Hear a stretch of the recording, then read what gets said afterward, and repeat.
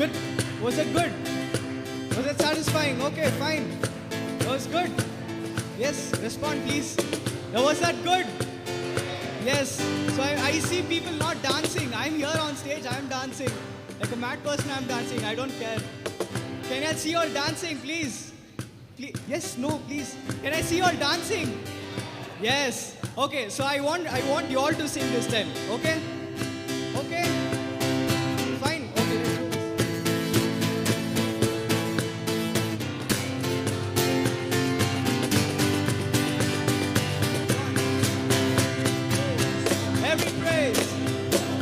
Every praise to our God. Every word of worship with one accord. Every praise to our God. Every praise to our God. Every word of worship with one accord. Every praise to our God. Sing hallelujah. Go. Sing hallelujah to our God. Glory, hallelujah to our God. Every praise to our God. Sing hallelujah. Go. Sing hallelujah to our God. Glory, hallelujah to our God. Every praise to our God. Every praise to our God. Every word of worship with one accord. Every praise to our God. Every praise, sing the praise to our God. Every word of worship with one accord. Every praise to our God. Sing hallelujah. Sing hallelujah to our God. Glory, hallelujah to our God. Every praise to our God. God my Savior. God my Savior. God my healer. God my deliverer. Yes, He is.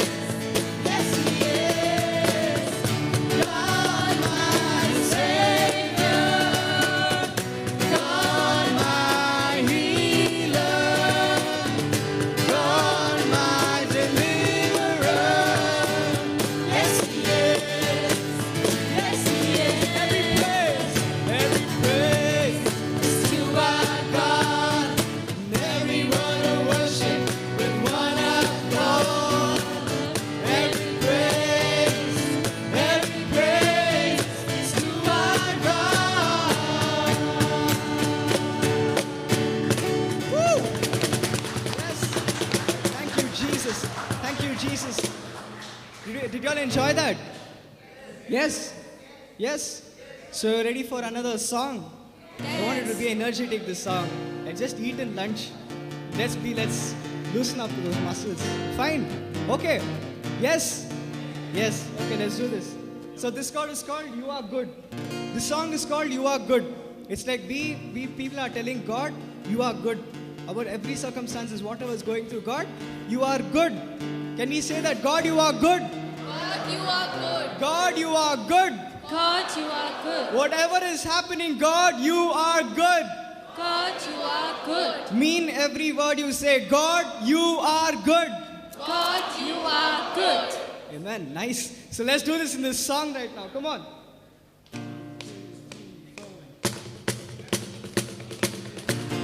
Clap, clap, clap.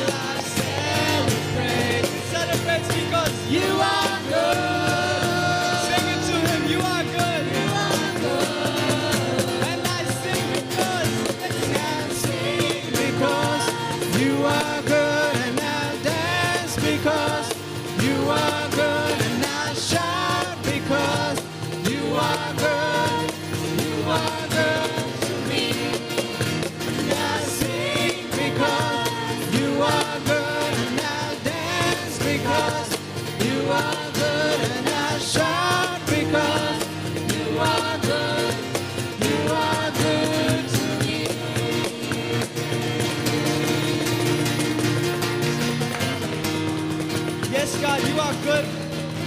Yes, God, you are glorious, God. You are good. Okay. You are good, God. Just tell it to him, people. You are good. God, you are good. God, you are good. God, you are good. God, you are good. Amen. Amen. Everyone believe that? Yes. Smile. All are like sulking, like what? Okay. So let's sing this next song. This next song is called Chada. Yes. Okay. Chada, you know that song? Tell the world about the colorful. Have you heard that song? You all know the actions to that song? Anyone know the actions to that song? Anyone? Raise your hands. Anyone? Actions. Can you do it? Yeah. Okay, chill. Just kidding. Okay, we'll sing this song. I want everyone of you all to sing. You're just looking at me sing and like, okay, let's do this good. No. I want you all to sing. Is that fine? Can you all sing, please? Please, can you all sing, please? Yes? Yes, okay, let's do this. Yes.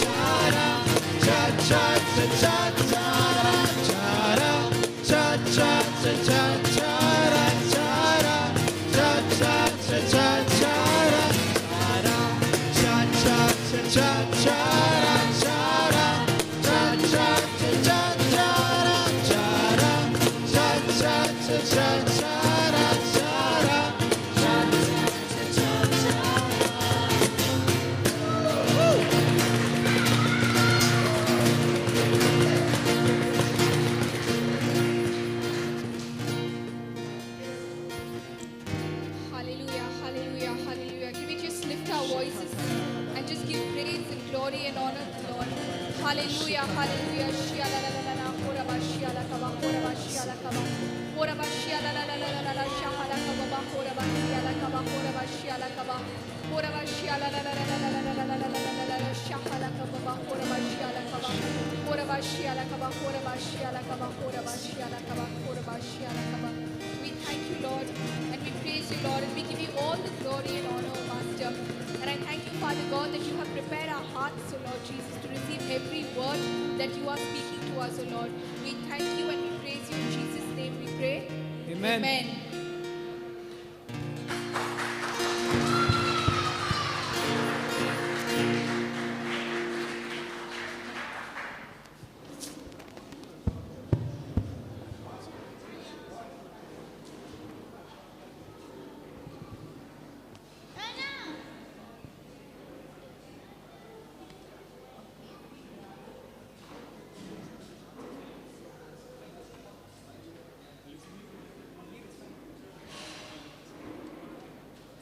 Check, check.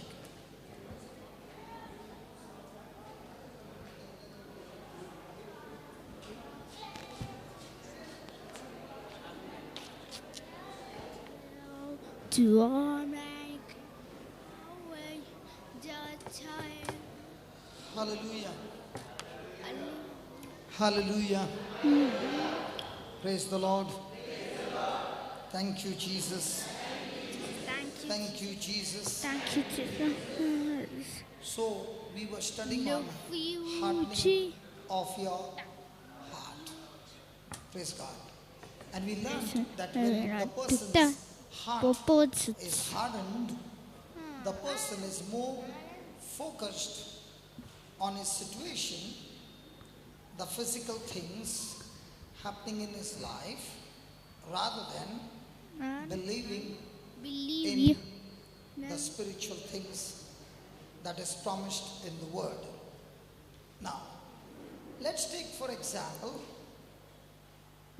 if you are a person who is seeing with your eyes mighty signs and wonders, Sons will will your faith faith increase? increase. Hello, will your faith Love increase? you. Yes. I said, if you are I seeing said, mighty we signs feel the and mighty wonders, will signs. your faith increase? We of faith is Yes or no? as a Lord. Let's see what the Bible has to say. Lord, my youth. Let's go to Mark chapter 8. My youth. I hope you're not getting annoyed with me. My youth. Mark chapter 8, Mark chapter is verse number 1. what's up? March. No March. In those days, In those the days, multitude the being very multitude great and having nothing to eat, Jesus called his disciples unto him and said to them, I have compassion on the multitude, because they have now been with me 3 days and have nothing to eat. nothing.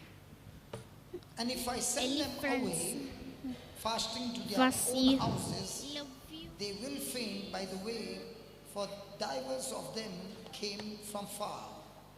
So, after how many days did Jesus know that they were hungry? Am I not better than Jesus? That I gave you a break within few hours. If Jesus was here today, he would have given break only on Wednesday. Okay. And his disciples answered him, from where can a man satisfy these men with bread here in the wilderness? Now, were the disciples there in Mark chapter 6? Did they have problem of food? Food ministry? Problem. Hello? Do we have any problem here for food ministry? Do we? Did you all get good food? Thank God for D'Souza who keeps multiplying. D'Souza uncle, where are you? Yeah. Thank you for the food ministry. Praise God. Okay. Okay. Now, were the disciples in the distribution of the bread and fishes? Yes. Now, when they had a similar problem, did they remember what Jesus did, or they were remembering, or were they focused on their problem? This is chapter 8. That was chapter 6. Look what he's saying. And the disciples, not only Peter, the disciples answered Jesus, "From where can a man satisfy these men with bread here?"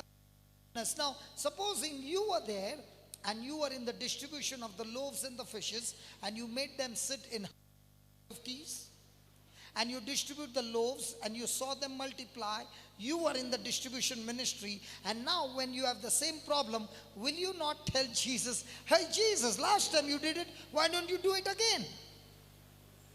But what about these disciples? What was the answer? Hello, what was the answer? How can we satisfy these people? Now, my question, by that answer, what do you think? Is their heart sensitive to Jesus, or they have hardened their heart again?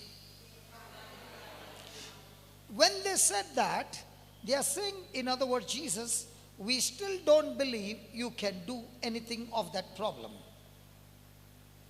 How many times have Jesus done great signs and wonders in your life?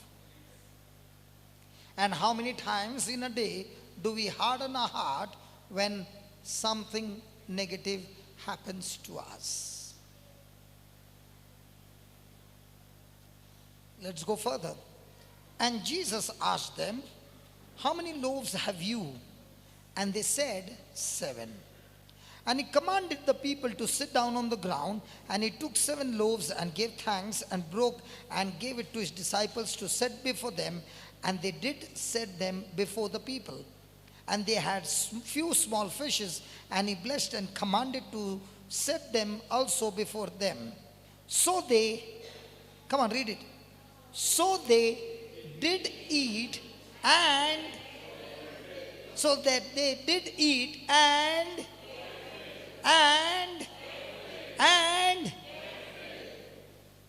did Jesus do it once again?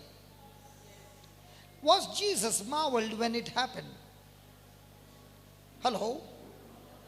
Did Jesus ever marvel when he raised Jairus' daughter from the dead? Did Jesus ever marvel when he raised Lazarus from the dead? When did Jesus marvel? He marveled when he went to Nazareth and he was teaching, and those people, instead of focusing on what Jesus was saying, they were offended and they were full of unbelief. And when Jesus saw their unbelief, he marveled. So Jesus never marveled when supernatural things happen, because he knows that when he is believing in his Father, praise God, these supernatural things are supposed to happen. Praise God. Hallelujah. Thank you, Jesus. When she's going around with the mic, I'm saying, thank you, Jesus. That mic will never leave her life, and she will go around preaching the gospel. Hallelujah. Hallelujah. Thank you, Jesus. Praise the Lord. You know what we found now? That even though she's going all around, you have hardened your heart, not to the word, but to what she's doing. And that's where you are saying, now nothing that she does distracts me. I'm still paying attention to what the word of God says. Can you clap the hands for yourself?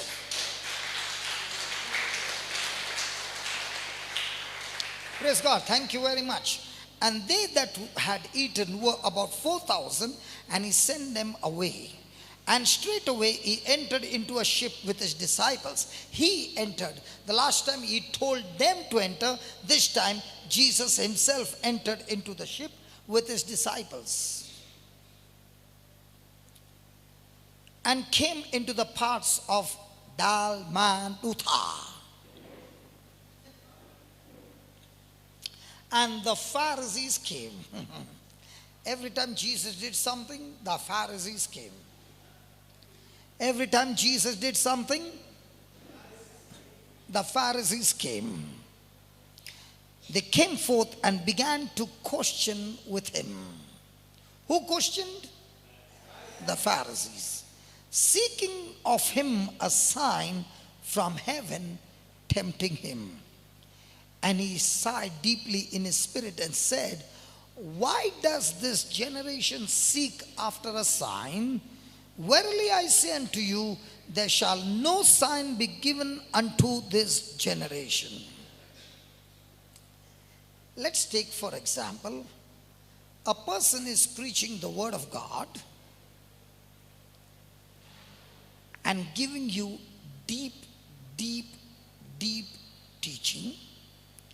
And there is another room on the side where this person is singing hymns and there are mighty signs and wonders happening. My question to you is, which place will you enter?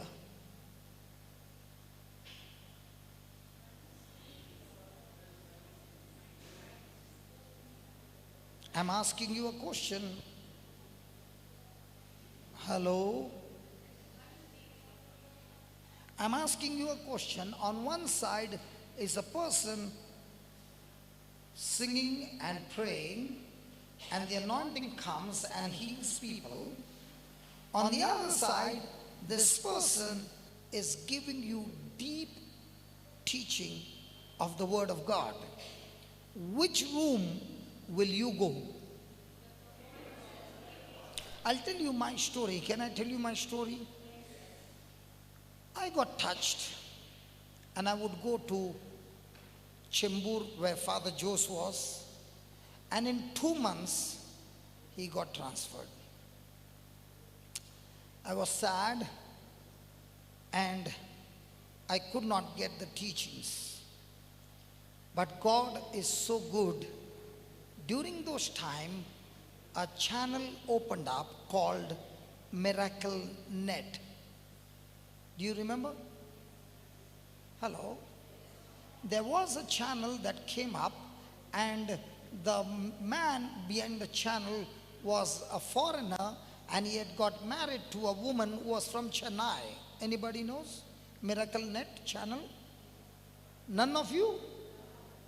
Hello, none of you Miracle Net channel? Okay. During that time, I was for the first time introduced through the channel, this is your day of Benihin. And I would be waiting for that moment every morning, for that moment to come, and I would be watching the glory of God, and I would be weeping and saying, God, I want what He got. I was amazed with those miracles. Never seen something so spectacular. But then one day, I heard a preacher preach the word, and there was no signs and wonders. I got so attracted to the word of God that I was no longer attracted to that signs and wonders. And when this preacher would preach, I would be with my notebook for the next 30 minutes, writing down as fast as I could and taking those notes, and the whole day studying those notes, practicing those notes. And I found within a week what I saw happening on This Is Your Day began to happen in my life through the preaching, teaching of the word. That's when I began to realize I need the word to change my thinking. Even today, if you give me a CD with praise, worship, anointing, signs, wonders on one side, and you give me a CD of deep truths, do you know which one will I pick up? The recipe. I don't want to see the finished product, the manifestation. If I get the recipe, through the recipe, I can get everything that He has promised. I found that whatever this preacher began to speak, I began to study it. I began to follow the instruction. I began to do those things. I think I was only 3 months old in the Lord. I was already casting out demons, healing the sick. There has never been a single day in my life that I preached the gospel to somebody and there were no signs and wonders. I began to understand, to get the signs and wonders, I need to teach in such a way the person must get sensitive to the Word of God. And if I can get the person's attention to the Word of God, then the result is guaranteed.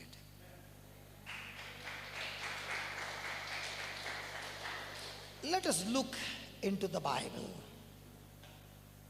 The Israelites were slaves, and God began to speak to Moses. He showed Moses a burning bush. Now please understand, in the desert, the burning bush is a natural thing that happens many times. But we find here, give me Exodus chapter 3.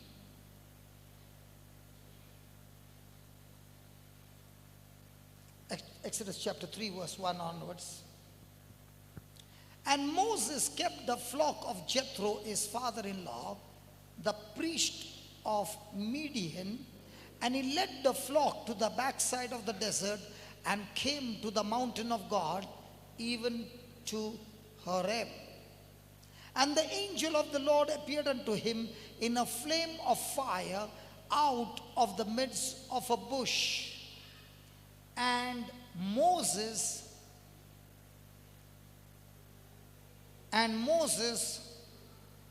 come on, read that. And he, very difficult to preach after lunch break.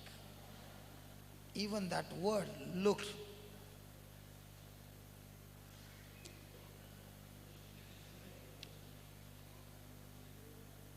Can you say that? He, and behold, the bush burnt with fire, and the bush was not consumed. Look at that verse number 3. That's where the whole thing changes. Moses said, I will now turn aside and see. I will turn aside and see this great sight, why the bush is not burned. No. Is Moses supposed to look after the sheep? Yeah. And as he's sitting there, he sees the bush being burnt with fire, and the bush is not being consumed. Something unusual, something supernatural. And he says to himself, I want to go and see, why is this bush not being consumed? Verse 4. Stop looking at her and start doing this job. Moses looked at the bush. She's your bush? She's burning.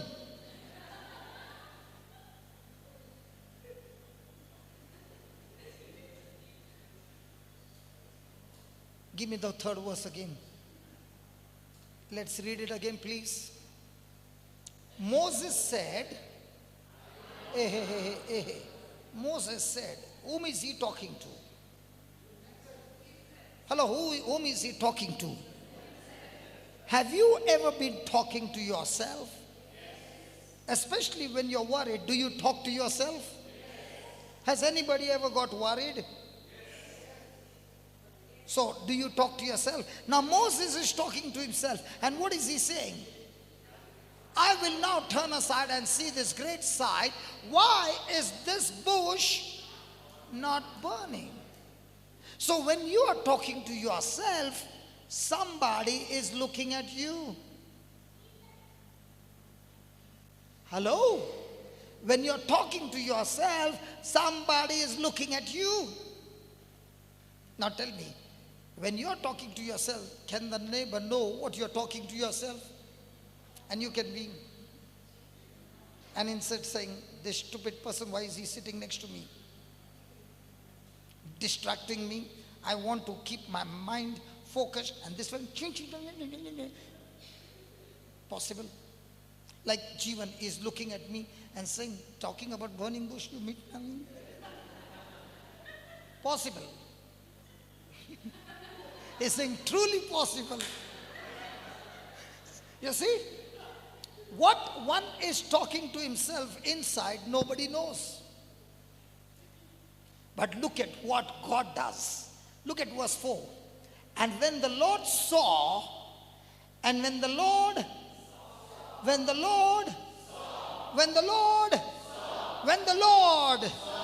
saw what? That he turned aside to see. So he was in the natural looking at the sheep, and there's something supernatural happening. He said, let me turn aside and go to see what's happening there. And the Lord saw that he turned aside to see God. In the same way, when the preaching is going on and now you are talking to yourself and you are listening to the word of God, and at that time you are talking to yourself and you are becoming extremely sensitive to the word of God, God at that moment begins to call you on an assignment.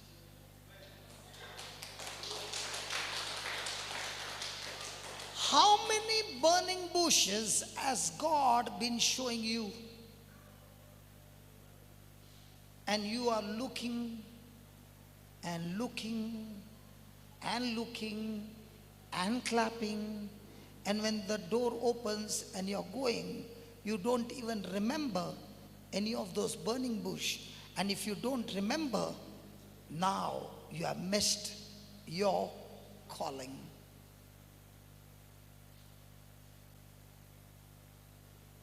You have hardened your heart to all that God was showing you. You got distracted. Like these two are on the job. Now what are they doing? Their job. And they can't help it. Because when I move, Blossom has to move. And if she doesn't move, my brother William does like this. Is that right? She's saying, brother, can you just stand? In her mind, she must be talking, why is this fellow moving? Hallelujah. Hallelujah. Thank you, Jesus. Did God today show you the burning bush? All this time, the devil kept saying, you are not baptized. Therefore, you are disqualified. Today, the Lord showed you the burning bush. And you got so excited. You saw two of them getting healed. And then you went out and you said, Mama, did they really get healed? Ah. Now you hardened your heart. God called him out of the midst of the bush and said, Moses, Moses. And he said, here I am. When a person is sensitive to the written word of God and he sets aside everything, nothing comes between him and that written word of God. When God sees that, he calls out your name and calls you on a mission.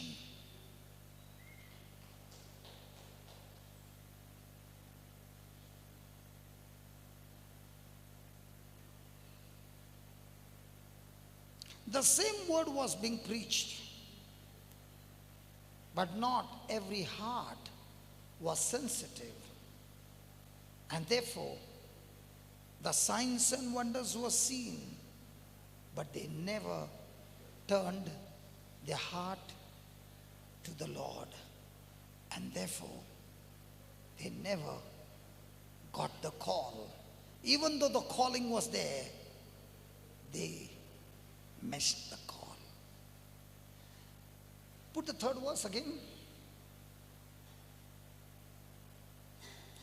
If you don't turn aside from every distraction of the world and focus on spiritual things, even though God is calling you, you will never be able to hear His voice, because you are so much attracted to the things of the world that now you can only hear the voice of the stranger.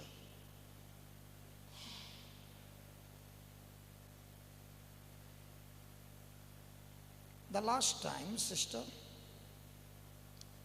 my dear sister, who had a kidney problem, for how many years you have kidney problem? 22 years. And how much was your hemoglobin last month? 7. Sit down, sit down, sit down. You heard the word and you became extremely sensitive. Even now I'm not dictating, but you are going on writing and writing and writing. Now when God is seeing what you are doing, He is calling you and saying, that sensitivity that you showed destroys the sickness in your kidneys, and you come back with new kidneys.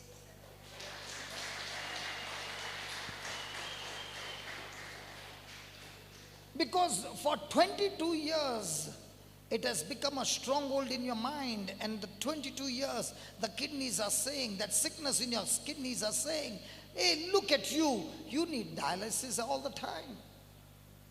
But now the Bible says, when you turn aside to look at the burning bush, you came last month.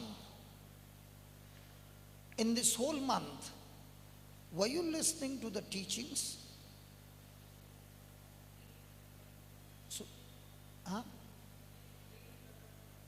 You are reading the Word of God. Can you do one homework now? Write down.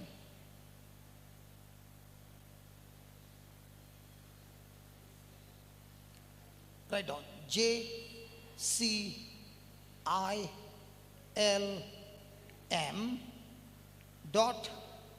.info. Topic: confidence. Topic: confidence. Growth retreat, Goa, June 2019.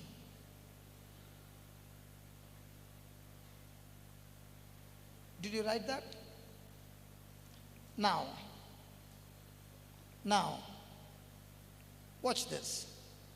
I showed you a burning bush. For the whole month, keep on hearing it over and over again. Next month when you come, you will come with a test report that the kidneys have been healed completely.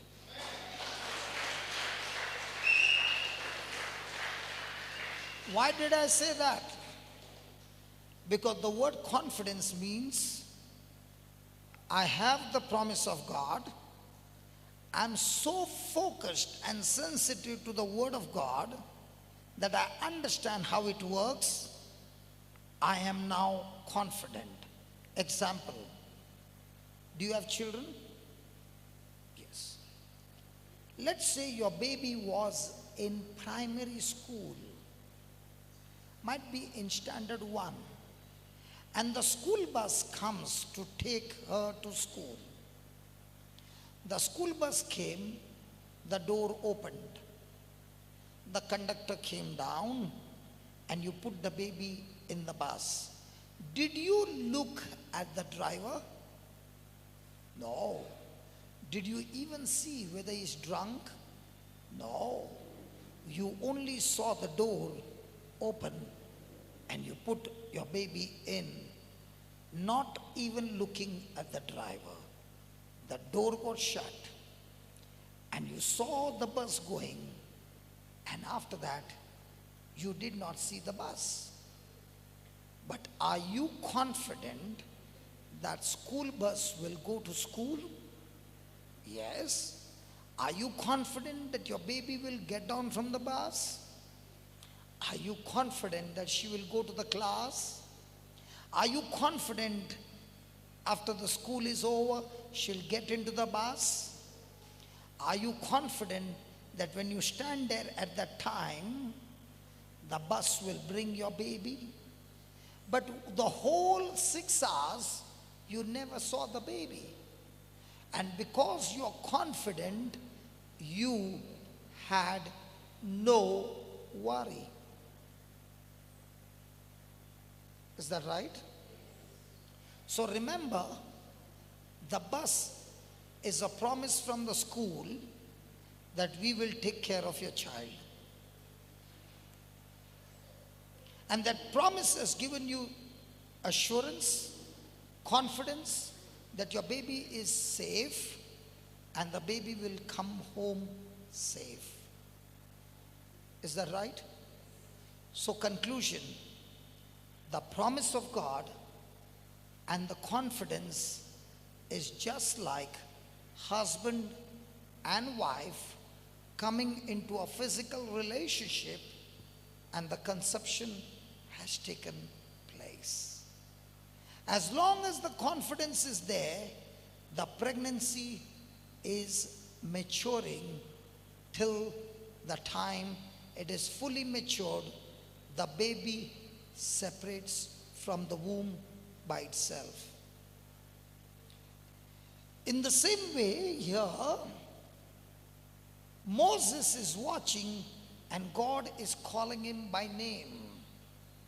Moses is having an encounter with God, and now when God speaks to him, he puts his confidence on God's word and he's saying, I'm ready, God, to execute whatever you say.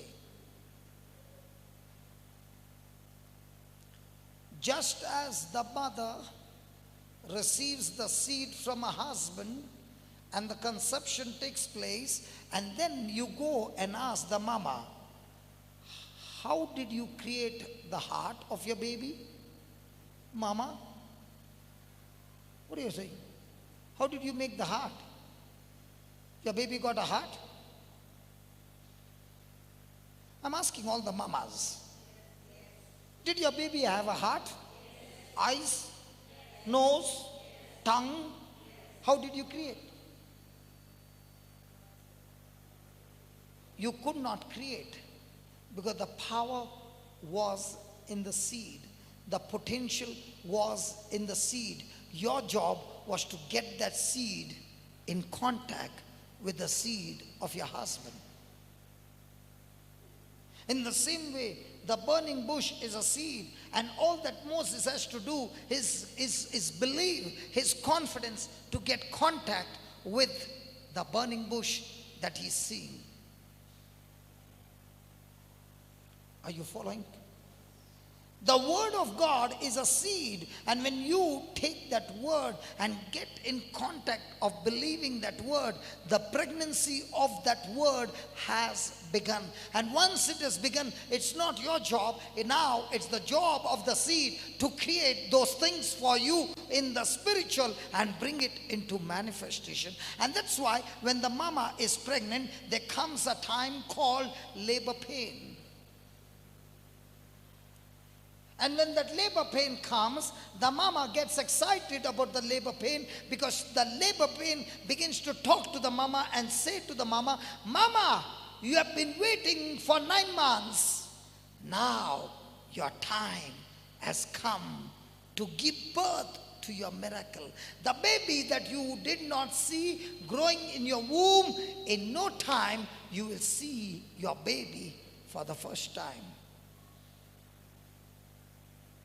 What you see over here is a spiritual pregnancy. And that spiritual pregnancy takes place when you are sensitive to God and you turn yourself from everything else and you are focused on the promise of God. So is it possible here, God showing you so many things, speaking to you so many things, but you are distracted because all that you focus is your desire?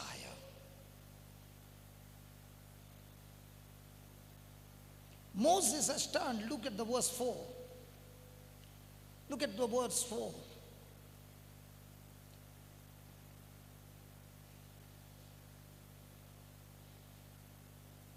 And when the Lord saw, is the Lord seeing as the word is being preached? Oh yeah. He's seeing. What are you talking inside of you? And he can hear everybody's heart. What is the desire in your heart? And when he sees the desire of the heart is not anymore the things of the world, but the things that God is talking about, he says, that's the one I want.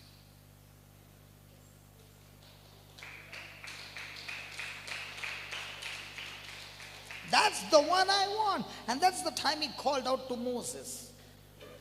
Now when God began to speak to Moses, he gave him instruction and said, Moses, I want you to go to Egypt. Come on, God. 40 years back, I ran away from there because Pharaoh would have killed me. And you want me to go back again? Oh yeah, Moses, I not only want you to go to Egypt, but I want you to go and stand before Pharaoh. Listen, my friend, God is speaking to everybody here and is saying, none of your bad experience will ever go wasted. Moses had a bad experience when he murdered somebody and he had to run out of Egypt. But little did he know that even his wrongdoing, God used it for his glory. He was trained to be in the palace. Now the next 40 years, he's being trained to be a master in the desert.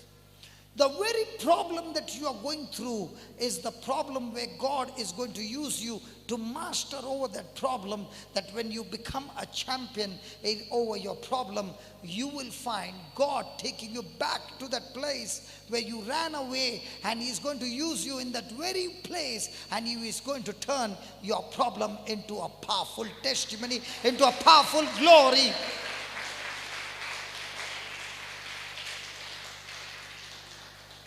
Moses' life has not gone wasted.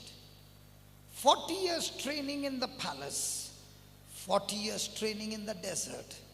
Now God is saying, hey Moses, you are well equipped to stand before Pharaoh, and you are well equipped to bring the people through the desert to the promised land. When God calls you on leadership, he is going to train you in extreme desert experience. He's going to train you in various areas of your life, and you will be seeing trouble all the time. Trouble, trouble, trouble, trouble, trouble. And all that he wants to teach you is how can you trouble your trouble all the time by focusing yourself on God. So when you focus yourself on God, you're troubling your trouble.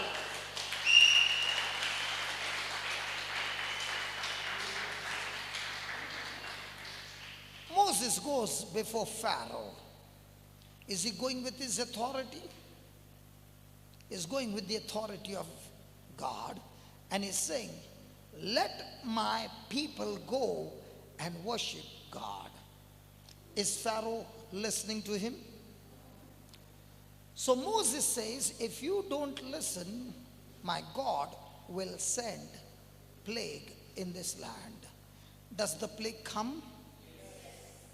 There's once a plague comes. One of the plague was that there were frogs. frogs everywhere. Frogs in the bathroom, frogs in the bucket, frogs on the dining table, frogs in the food, frog, frog, frog. And Pharaoh calls Moses and says, "Can you stop this?"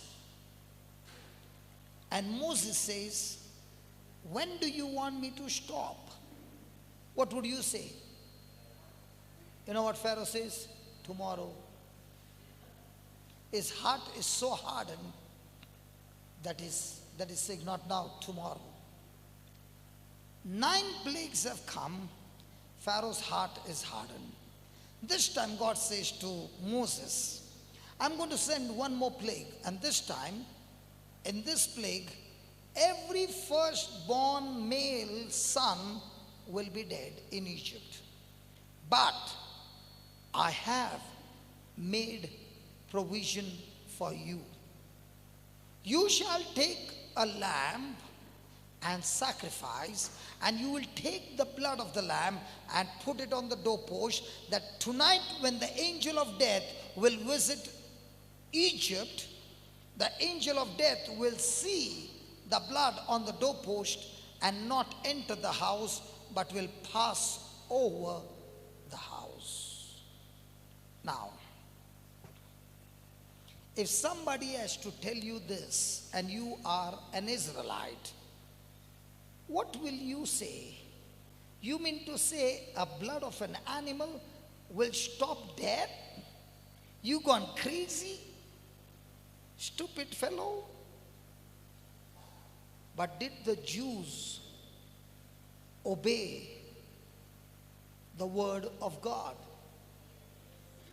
Was there any death in the house of the Israelites?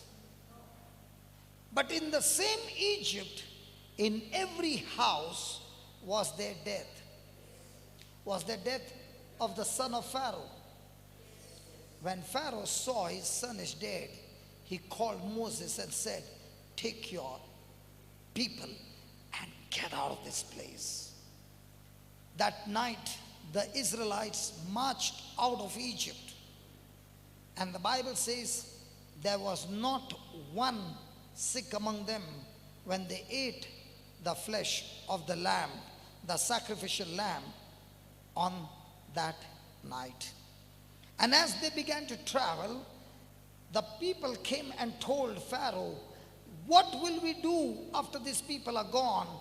Pharaoh's heart got hardened, and he got the army again and began to chase the Israelites. Now, God brought the Israelites to a place where there were 2 mountains and they were in the valley. The only place that they can go is march ahead into the sea called the Red Sea, or turn back to Egypt. There's no other way. And when the Israelites were there, they saw Pharaoh's army coming from afar. Now, what was the response of the Israelites? Hello, what was the response of the Israelites? They were so afraid that they opened their mouth and said, "It is better for us to die in this wilderness than go to that land. Why have you brought us out of Egypt? For us to die here?" The same situation. Did Moses doubt God? Or did Moses cried out to God and said, "God, tell me, what should I do?" And God said, "Take that staff and put it over the waters and command the waters to separate, and the Red Sea will be parted." If you and I get a message like this, will we do the same? Hello? Was Moses so sensitive to God that whatever God said, did he do? When he put the stick ahead, his staff, and began to command the waters, did it separate? Did the Israelites pass through the Red Sea? But was Pharaoh able to come close to the Israelites? No. Why? The cloud that protected the Israelites from the heat of the sun, and there was a pillar of fire that gave them the warmth at night. When Pharaoh's army came chasing the Israelites, the pillar of fire went behind and stood between Pharaoh's army and the people of Israel. Did the people of Israel see that? Yes. Did the army see that? Yes.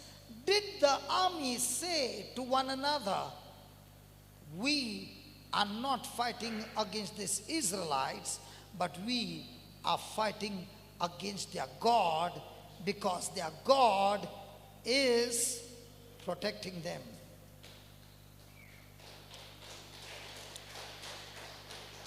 Now, even though they saw that the God was protecting them, did they still harden their heart? So when the pillar of fire was gone, did they get into the Red Sea? Yes. The Red Sea was still parted. And when they all got into the sea, God commanded Moses to command the waters to come back. Now, did the Israelites with their own eyes see the Pharaoh's army totally drowned in that sea? Did they rejoice? Did they dance? Did Moses' sister dance? Come on. Did Aaron dance? Did the people dance? How long was their dance? How long did the dance last? Just 3 days. After the dance, God took them on a journey, and they did not get water. And there they saw water after 3 days. And when they went and drank the water was bitter. And now when the water was bitter, they were so angry that they picked up stones to kill Moses. Would you like to be in a congregation when they get angry, they don't speak, they pick up stones to kill their leader? Now they already got stones in their hand, and they are only waiting who is going to be the first one to throw. And Moses, instead of looking at their stones, he is looking to God and saying, God, what do I do now? And God tells him, that's the tree over there. Take that tree and throw it into the water, and the water will become sweet.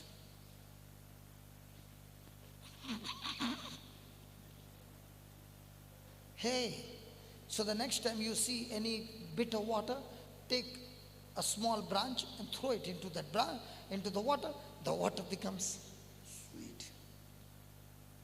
Does it become sweet? Come on, talk to me. We got filters at home. I got one at home. I should have told my wife, let's not buy the filter. Let's put some branch of a tree and the water will become sweet. And my wife will say, I agree with you, brother Johnson.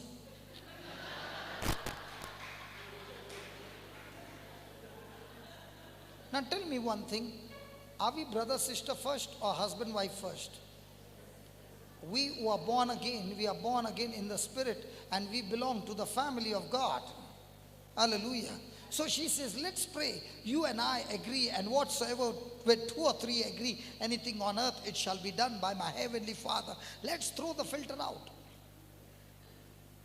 Will we do that? What did Moses do? He took the tree and threw it into the water, and the water became.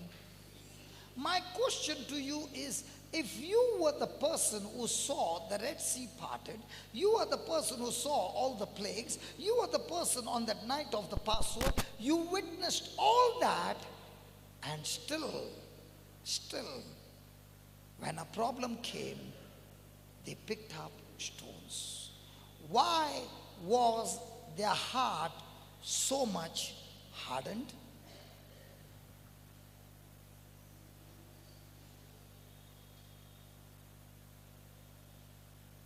Come on, you were saying if you see signs and wonders, your faith would increase. I don't think so. Anybody has ever witnessed the signs and wonders that these Israelites experienced on their journey out of Egypt.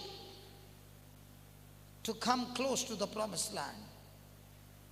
And yet you find them all the time with a hardened heart. What is the reason?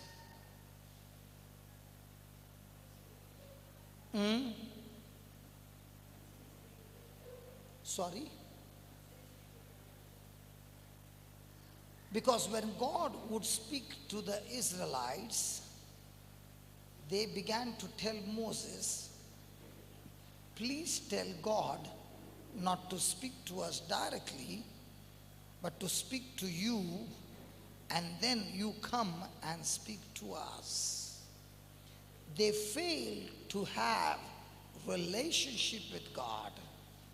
My friend, if you are here and you are saying, God, I have got a problem, please get me out of this problem, and you're only focused how to come out of this problem, you have hardened your heart. But if you're saying, Lord, my problems are great, but you are greater than my problems.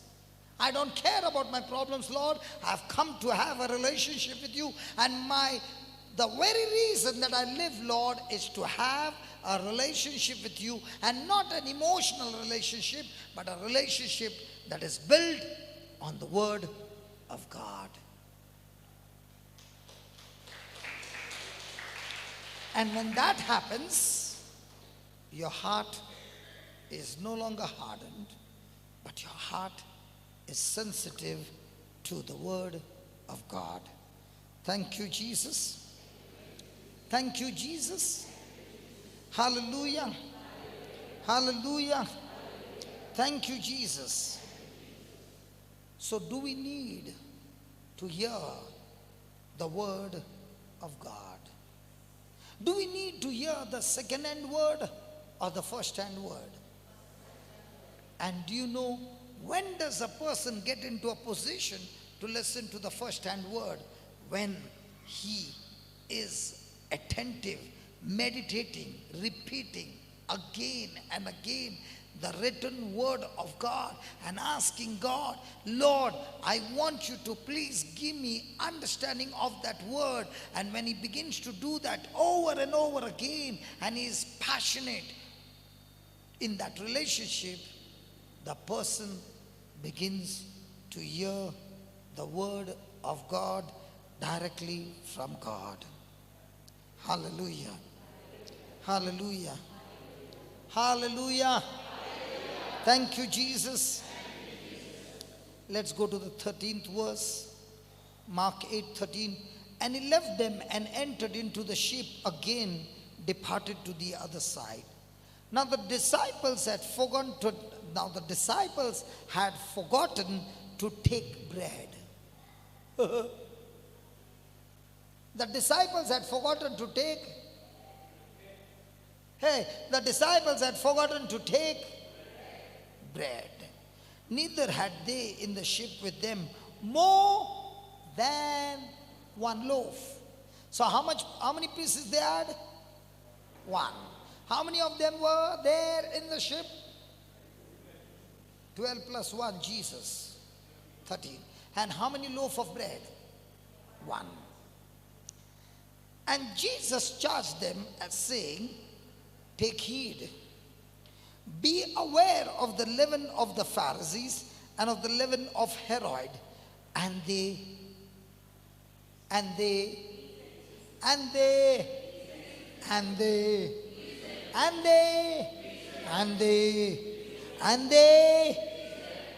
reasoned among themselves, saying, it is because we have.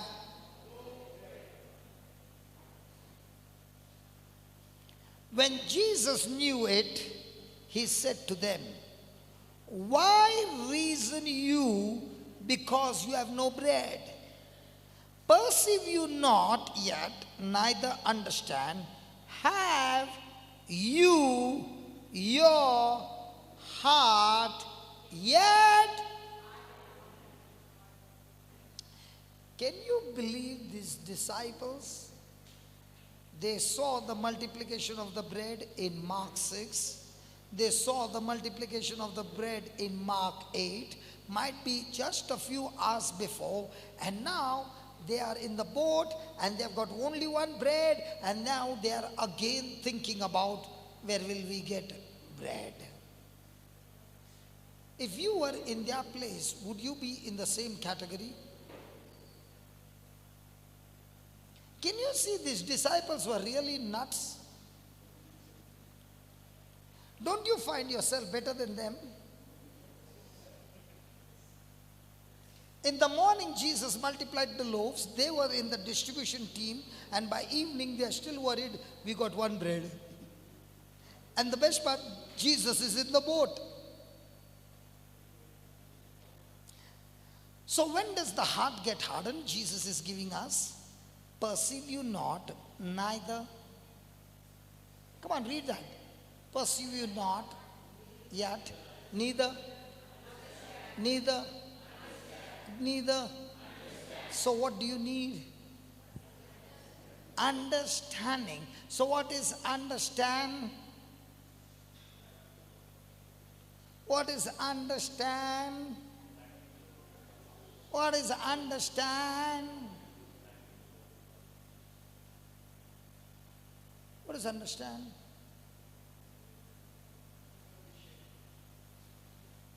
Okay, let me explain to you. You want to understand understanding?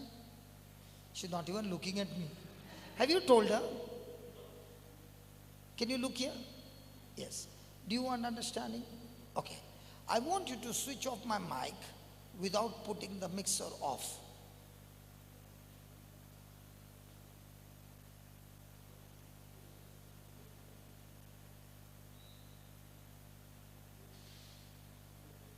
Go. Don't show her.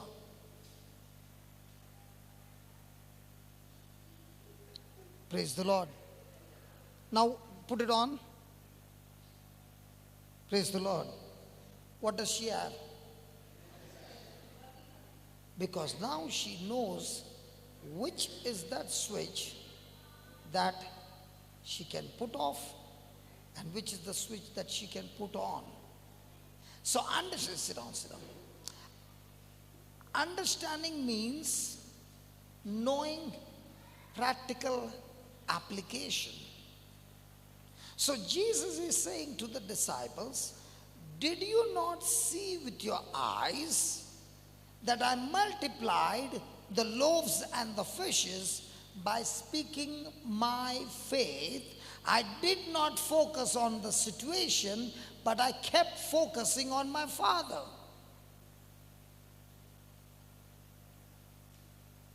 Now in our life, where do we focus on? What do we focus on?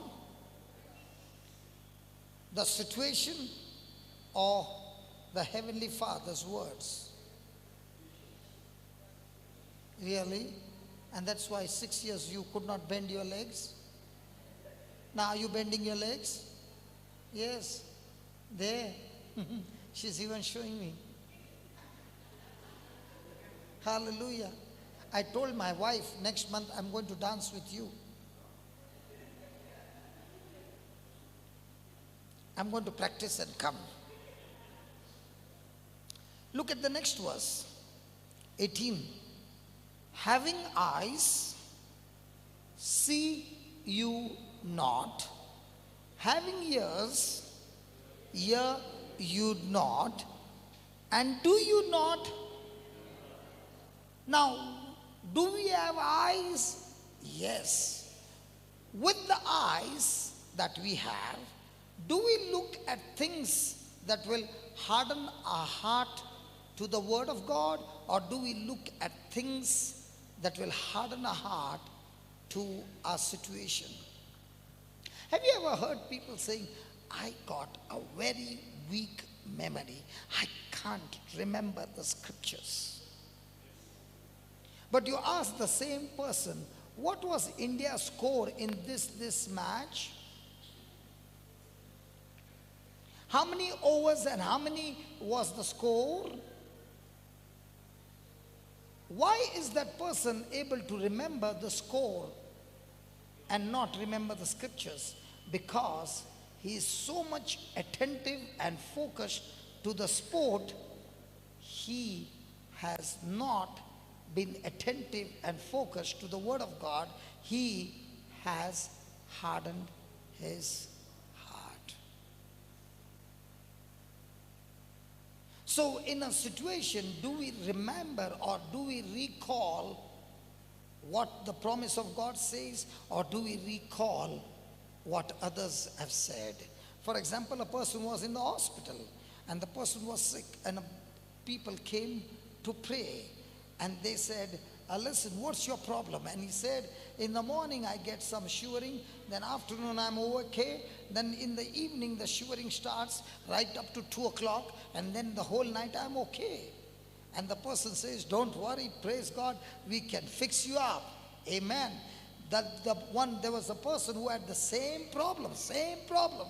We prayed, but we never fasted. We prayed. Yesterday was the funeral. Now when the person says, yesterday was the funeral, don't worry, we'll pray nicely for you. And this time we'll fast that you don't die. After the person is gone, what is he thinking? Is that person thinking on the promise of God or the message? Another person with the same sickness died.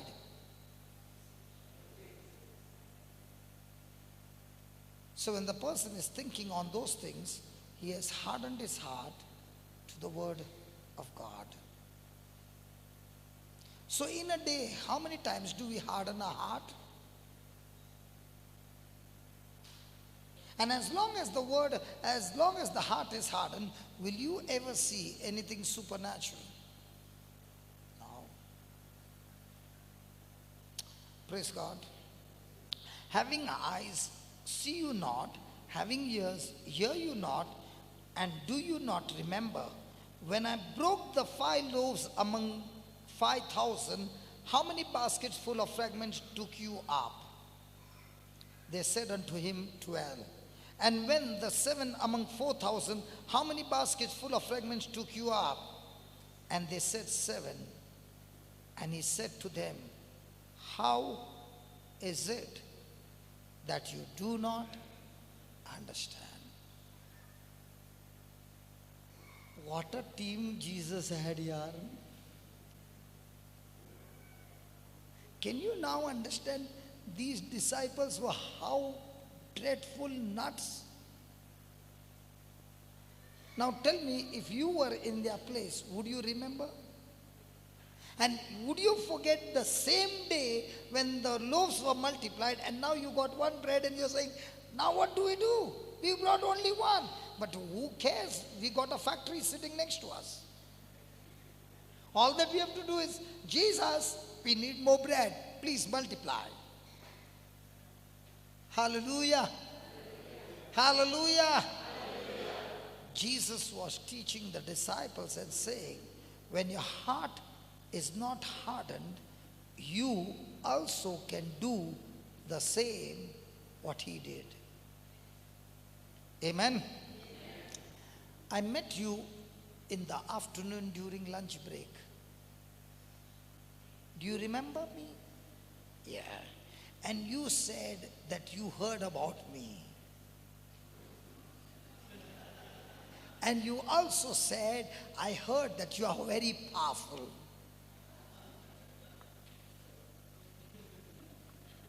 Praise God. Now, when I saw you, you had some issues in your body. Is that right? What problem you got in your body? Just can you give her a mic? Yeah, we'll give you the mic. My boys are very active.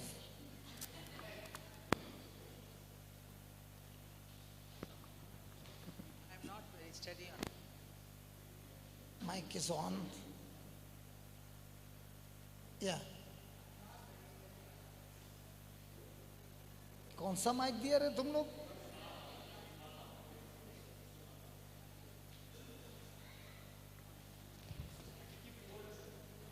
They will go on giving you more mics, don't worry.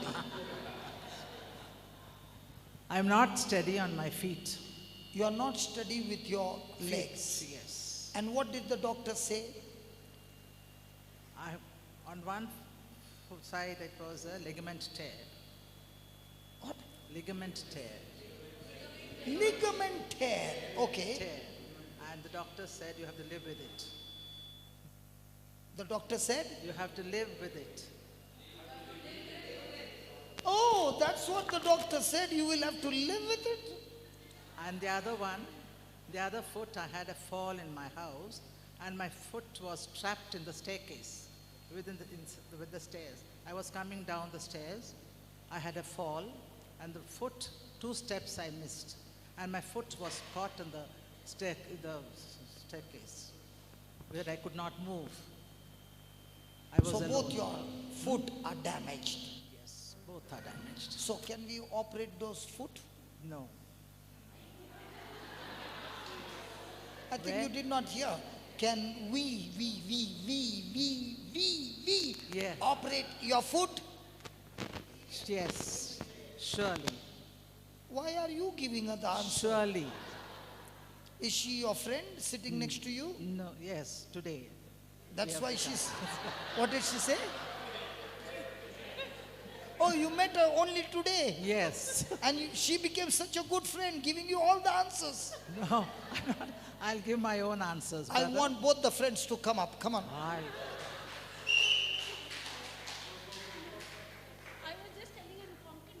Sweetheart, listen. Both the friends come up here. Please come. And my boys are very active.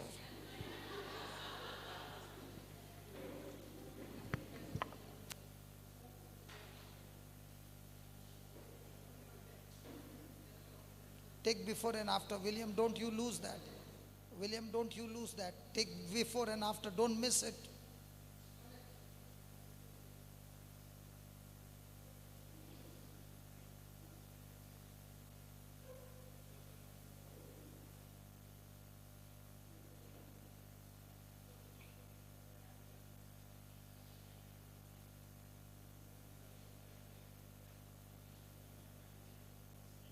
William, don't miss it.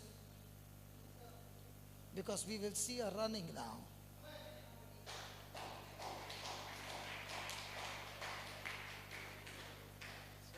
So pleased to meet you. Praise God. You are her today friend. Okay. Okay. You got a ligament tear, you got your leg trapped in a staircase, and that's why your leg is damaged. At the same time, you got imbalance. So the imbalance can be because of vertigo. You had a fall and you hit your head. So something went wrong. So now we have to set it right. William, get the hammer.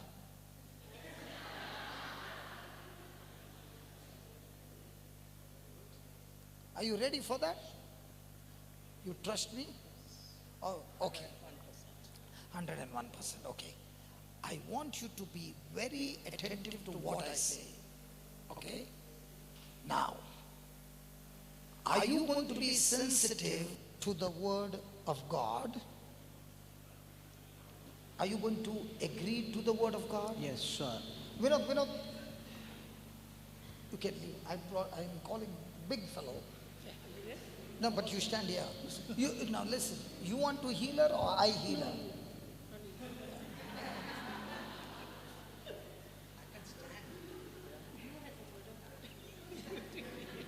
Can't hear what you're saying. Cannot hear what you're saying. Can't hear what you're saying. You're on a camera. I'm just pretending to get angry. Don't you want to heal her? Yes, yes, I want to with her on side. Yes. Okay, listen. Diana, Diana, where's my Diana? Diana, I don't know. She's the one who brought you. Diana, She's not there. come here, Diana. She's trusting you more than us. She's the one who brought me here. The one who brought me here. If anything goes wrong, I'm not going to spare you. Okay, let's start with business. Come here. She feels secured. Okay. Now okay, hold her hand. Okay. Now turn and let's read it. Give me Romans chapter 4:17. Yeah. Read it. As it is written, I have made thee. No. Read nicely. Come on.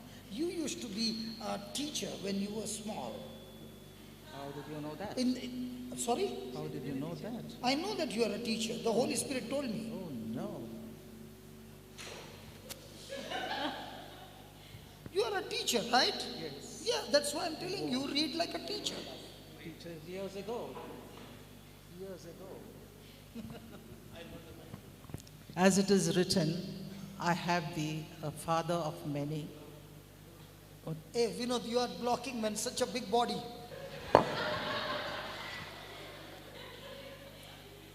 As it is written, I have made thee a father of many nations. Before him whom he believed, even God, who quickeneth the dead, Quickeneth the dead. and calleth those things which be not as though they were. Teacher, hello teacher, did you understand anything that you read? Okay, I'll read it for you, okay? As it is written, I have made you a father of many nations. He's talking about Abraham. Now listen. Even as you're standing here and you're looking at that written word, the operation has already begun. Yeah. The pain will leave you by the time I finish reading. Yes, I think Okay? so. As it is written, I have made you a father of many nations. God is speaking to Abraham when he is 100 years old. And Sarah, his wife, is 90 years old. How old are you? 80. 80. Now, 10 years more, and then you come to the doctor. I'm Mr. Johnson, doctor, okay? And you come with your husband who is 100, and you are saying, listen, supposing you are 90, he's 100, and you're coming to me and saying, we are planning to have a baby. Now, you already did. You did that because our senses are saying, no chance. But look at what Abraham did. Abraham believed. He believed. Now, had Abraham hardened his heart to what God said, or did he harden his heart to his body that was talking to him? No chance. The body said, no chance. But the word said, I believe. Which one did Abraham choose? The God's words. Now in the same way, your mind is saying, I can't stand. The mind is saying, my legs are paining. Yeah. The mind is saying, I got imbalance. Now, are you willing to harden your heart to those symptoms and be sensitive and say to yourself, if Abraham could believe that promise, that God can restore his body, restore the dead womb of Sarah at 90, that same God can restore my legs at 80. Amen. Yes. Yes? Yes. Yes? Yes. Why is he believing? God gives life to the dead. So if your ligament has got a tear, we are going to speak life to that ligament that it gets restored right now. Yes. God gives life to the dead. Then he says God calls those things that be not as though they were. So when Jesus to you now and saying, are you willing to believe that he gives life to your legs? He did not consider his body, but he believed the word. And right now, oh Lord, we believe the word. Your word says you give life to the dead. You are giving life to these legs. The ligament is being recreated now. I speak to that ligament be recreated now. I speak to that spirit of infirmity.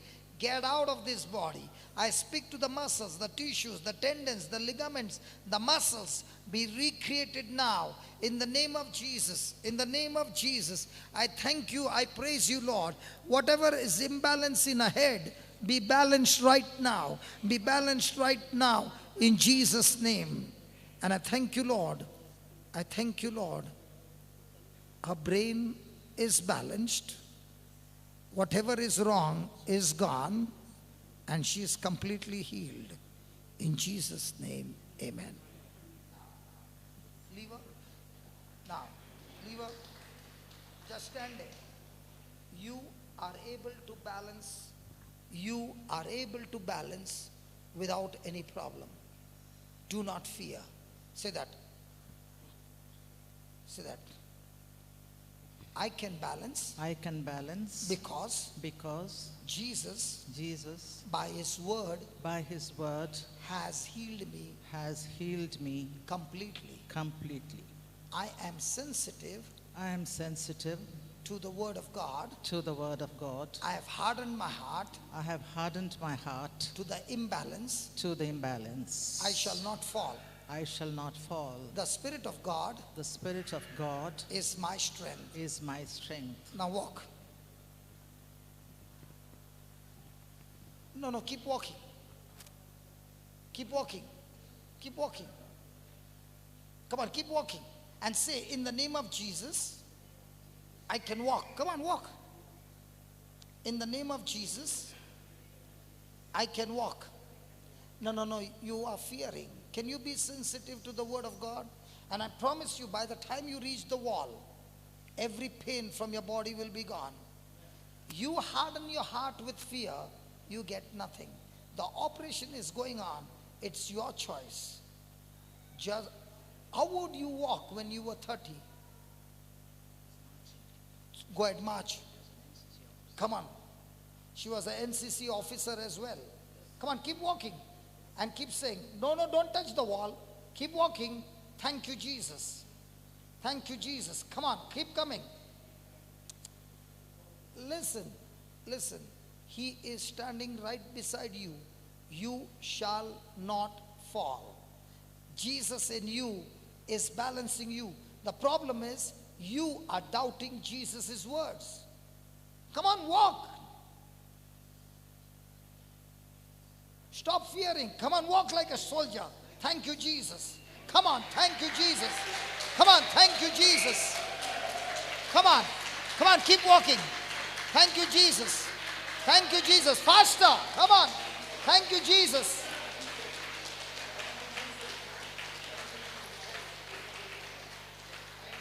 The imbalance is gone. Come on.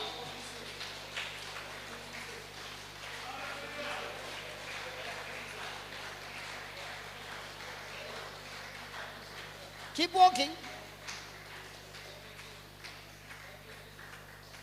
What do they call? Catwalk? Let me also do the catwalk. Come on, let's go. Come on, let's go. Yeah.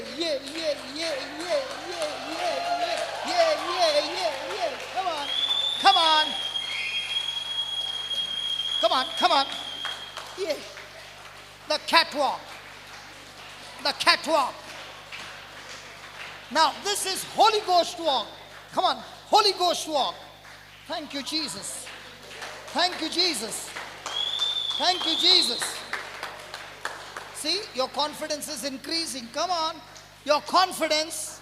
You are pregnant with your healing. You are pregnant with your miracle by your confidence. Thank you, Jesus. Come on. One last round.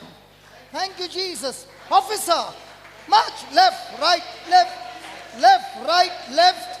Left, right, left. Forward, march. Left, right, left. Left, right, left. Left, right, left. Forward. Turn. Left.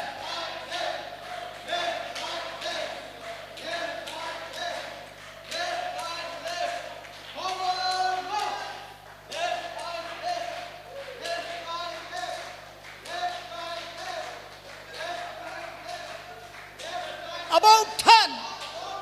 Come on. Left, right. Officer, last round. Yeah. You can pause.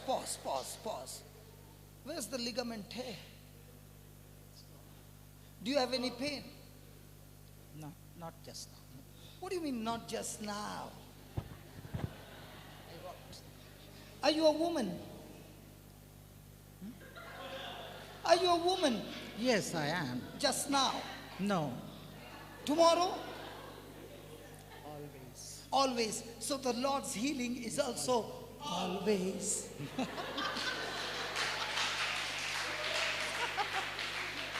Now, do you have any pain? Can you march?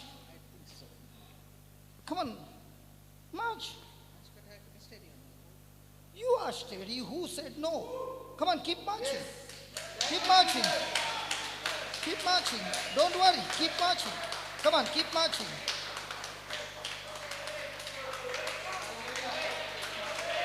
Now tell me, with your ligament tear, were you able to do all this? No, brother, no. So, isn't it shameful that you got operated in front of everybody? Not at all. Because when the doctor operates you, he puts you in a room and puts the red light on. And when he puts the red light on, means you have to pay the bill. Here there is no red light on, everything is open and not horizontal, vertical operation. Now, my sweet mama, can I get a hug from you? That doesn't cost anything. Praise God. Now, tell me honestly.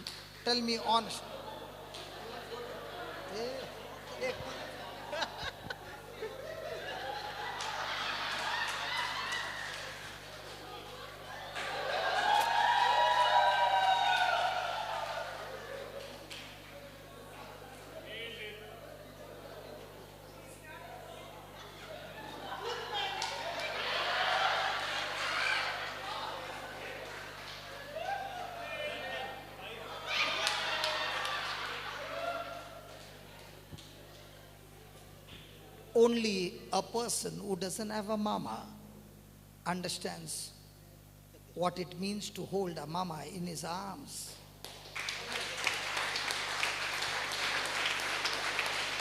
You know, my mama, when she died, she never saw me change. I was a monster. And she prayed and prayed and prayed, but she did not see me change. Yeah. Praise God. Now, isn't that wonderful? And the operation is free. Thank you very much. Because the price has been paid by Jesus. The first row at 96. So I've got some students who are 96, some are 91, and when I see them, I sometimes wonder they don't even look 80.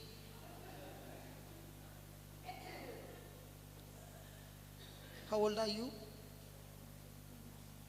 59? Good. Praise God. Now, do you believe in a miracle? Okay. Now, you said that you have had cancer, but there has been some issues because of radiation and might be chemo. Yes. Now let us go and find out some scriptures that can kill the side effects. You still got pain in your body. So, I love to kill it. Is permission granted to kill it? Sure.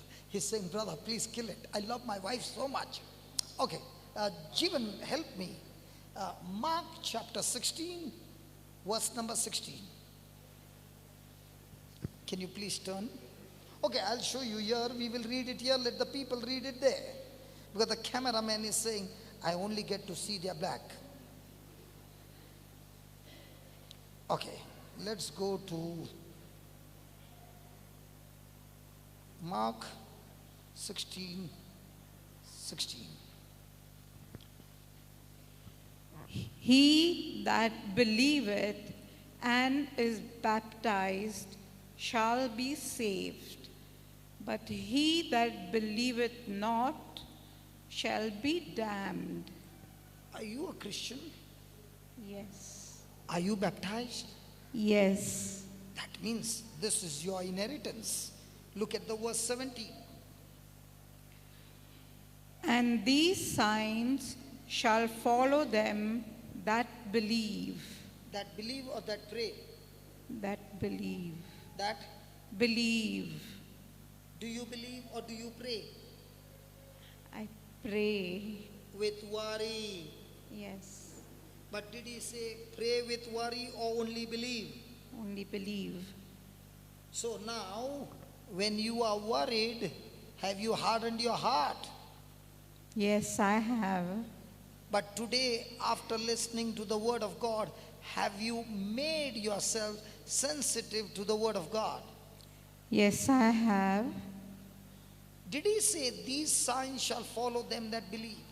Yes. So when you walk into the sun, do you have a shadow following you? No. If you walk into the sun, sunlight, does the shadow follow you? Does your shadow follow you? Yes. In the same way, when you believe, will signs and wonders follow you? Yes. Aha! So when you believe, will that side effect, bad effect, every effect die because you believe? Yes. Okay? Read that. In my name shall they cast out devils, they shall speak with new tongues, they shall take up serpents, and if they drink any deadly thing, Pause. And if they drink any, is radiation a deadly thing? Is chemo a deadly thing? And what is Jesus saying? Even if they drink, or even if they go through the course of radiation and chemo, what did he say?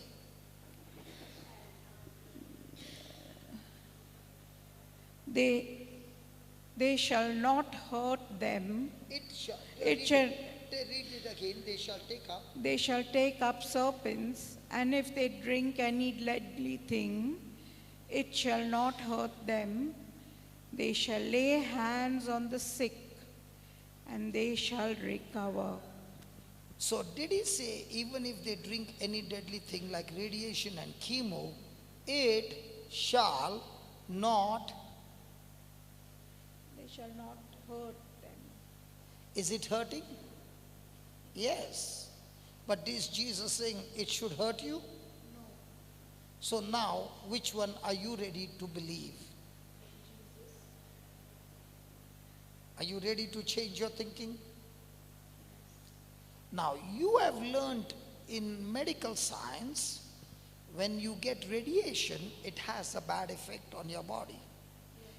Chemo has a bad effect on your body. Cancer has a bad effect on your body.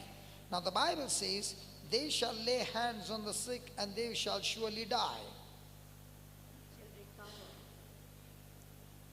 So when I lay hands on you, you shall surely die. Then, who told you? Come on, give me a hand, yeah. Okay, now close your eyes. And listen to every word that I speak. Don't pray, only believe. Lord Jesus, I thank you, I praise you. You said, all those who believe in you and are baptized, they shall be saved. This precious sister is a Christian. She believes in you. She has been baptized in you, Lord Jesus, and therefore she is a new creation. You said all these signs will follow them that believe. She is a believer and these signs do follow her. In the name of Jesus, she casts out demons. She speaks with new tongues. Even if she drinks deadly poison or pick up serpents, it shall not hurt them. It shall not hurt her. And when she lay hands on the sick, she shall recover. Lord, this is your word. I rebuke that spirit of infirmity in the name of Jesus. I cast it out of her body, and I speak to every cell, every tissue, every muscle, every organ in a body. Receive the life that Jesus came to give in abundance. I rebuke that pain. I rebuke that infirmity in the name of Jesus, and I speak to every organ in a body, every tissue in a body. Receive life. God gives life to the dead. God calls things that be not as though they were. So as I lay my hand, I call her completely healed, delivered from cancer. All her organs are functioning perfectly fine. There is no more malfunction in her body. And every bad effect of chemo, every bad effect of radiation is nailed on the cross, and she is completely healed. All the pain has left her in Jesus' name. Amen. Now, do you have any pain?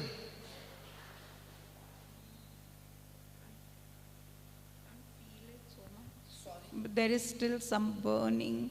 There is still some burning. Yeah. Okay. Close your eyes and say, Lord Jesus, Lord Jesus, you said, I am healed. I choose to believe. I choose to believe. I am healed. I am healed. Thank you, Lord Jesus. Thank you, Lord Jesus. I am completely healed. I am completely healed. Now repeat that. Thank you, Lord Jesus. I am completely healed. Keep repeating. Thank you, Lord Jesus. I am completely healed. Beautiful. Come on. Thank you, Lord Jesus. I am completely healed. Thank you, Lord Jesus. I am completely healed. Keep saying. Keep saying. Thank you, Don't Lord stop, Jesus. Don't stop. Don't stop. I am completely healed. The operation is going on. Thank you, Lord Jesus. I am completely healed. Come on. Thank you, Lord Jesus. I am completely healed. Walk to the wall. Walk to that wall. And keep saying, thank you, Jesus. I'm completely healed. Walk faster. Hold this mic. Speak it on the mic. Thank you, Jesus. I'm completely healed. Thank you, Jesus. I'm completely healed. Thank you, Jesus. I'm completely healed. Thank you, Jesus. I'm completely healed. Thank you, Jesus. I'm completely healed. Thank you, Jesus. I'm completely healed. Thank you, Jesus. I'm completely healed. Thank you, Jesus. I'm completely healed. Thank you, Jesus. I'm completely healed. Thank you, Jesus. I'm completely healed. Thank you, Jesus. I'm completely. The pain is gone. Yes. The burning sensation is gone. Yes. Now I want you to run for the Lord. Will you run for the Lord? Yes. Now you run and say, thank you, Jesus, for giving me a brand new body. Come on, go ahead. Thank you, Jesus, for giving me a brand new body. Thank you, Jesus, for giving me a brand new body. Thank you, Jesus, for giving me a brand new body. Thank you, Jesus, for giving me a brand new body. Thank you, Jesus, for giving me a brand new body. Is your body free now? Yes, sort of. Come on. Yeah. Sorry? There is slight some burning still. There is still. They're still burning? Yeah. I told you to run. Did you run? Because you're feeling shy? No. I tell you, run for Jesus and the burning will be gone.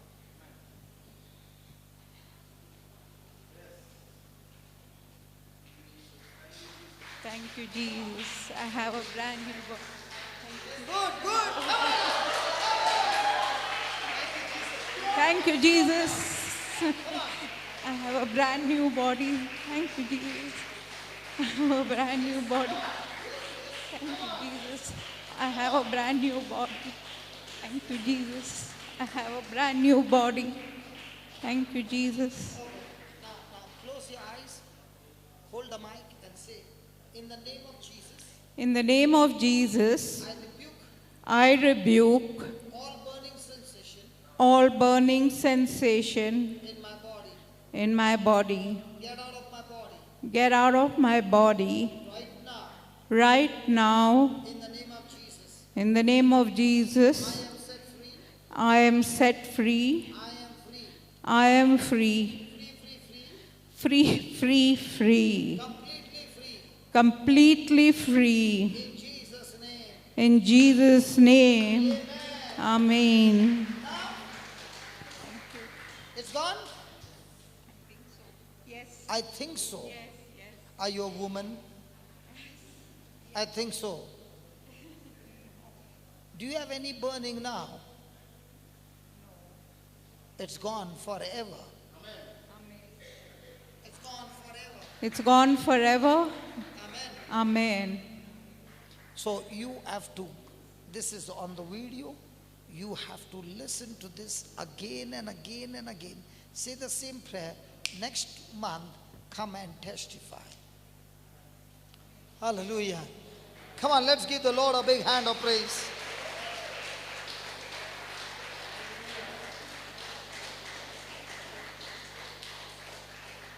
Thank you, Jesus. Thank you, Jesus. Hallelujah.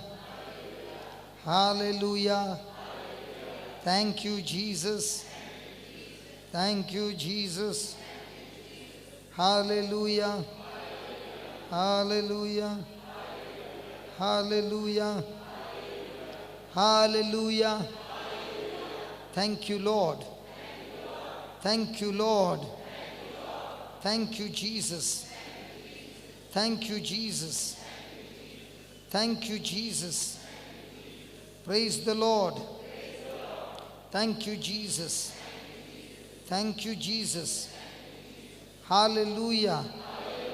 Hallelujah. Hallelujah.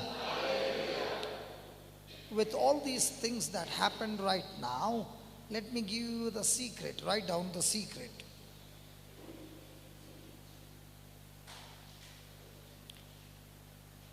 The disciples had knowledge.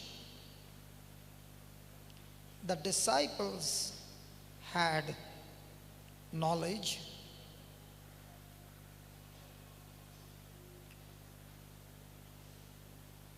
They remembered the facts. They remembered the facts.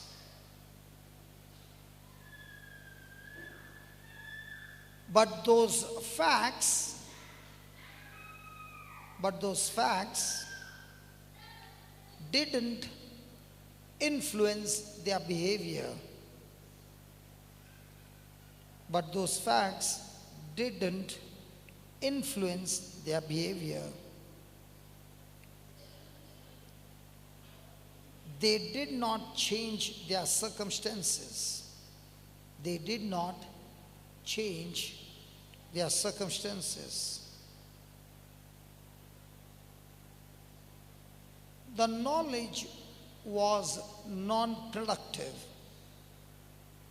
That knowledge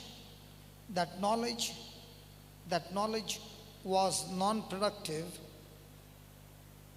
because they did not have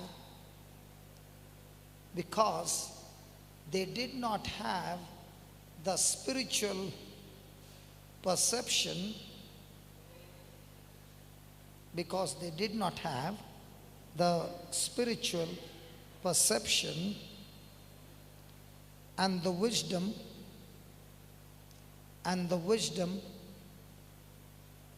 to use it.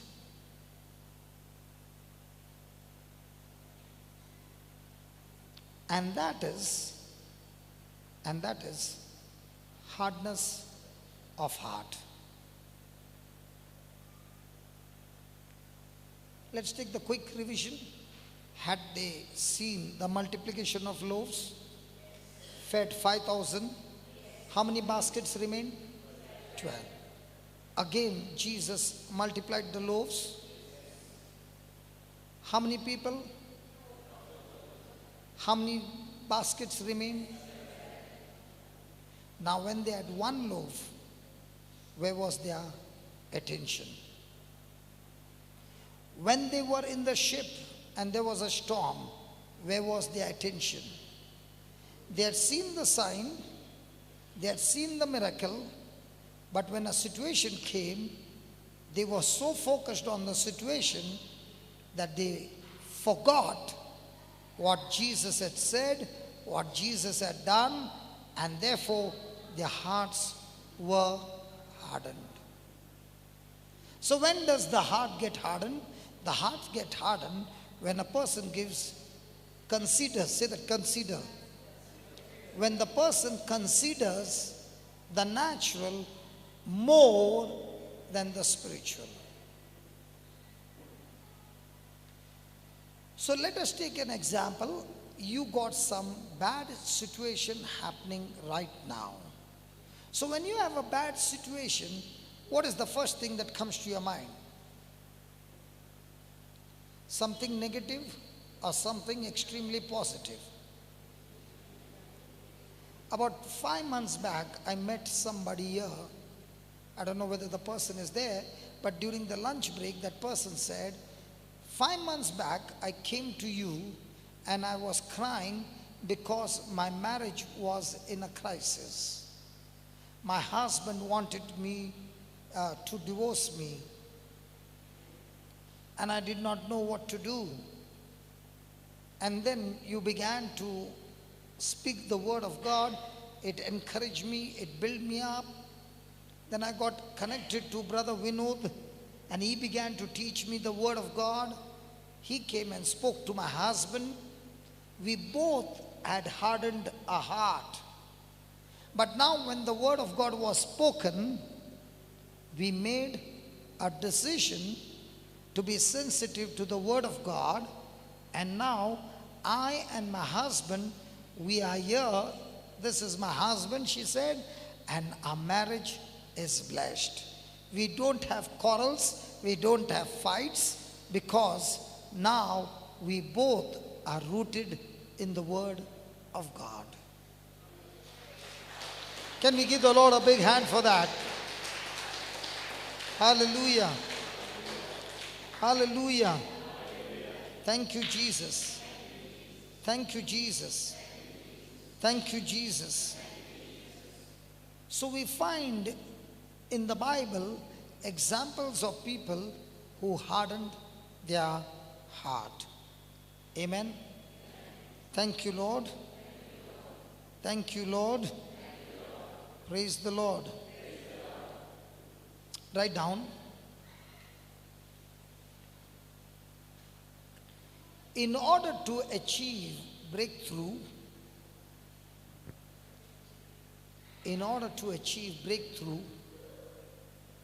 success in life. Okay, stop there. Let me ask the students, how does a person get success?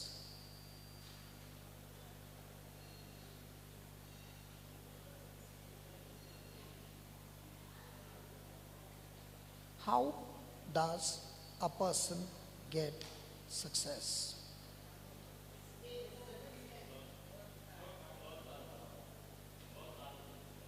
Work hard. I'll meet you after the class.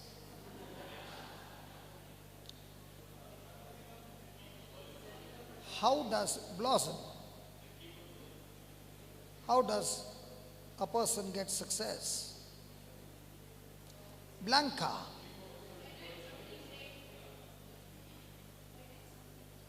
By doing something great. How does a person get success? Anup. Keeping your eyes on making a goal and working hard. I'll meet you after the class. Yes. How does a person get success?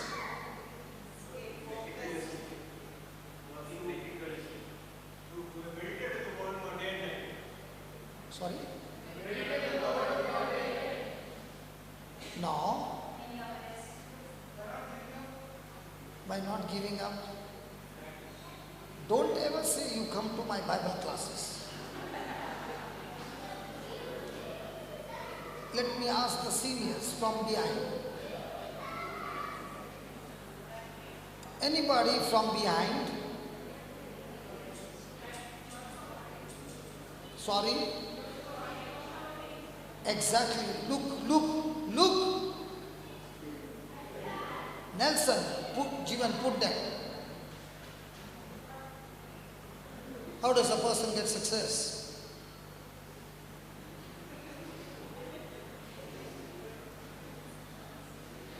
All you youngsters want success. I'm not talking about what the world talks about success. I'm talking about the success which is supernatural.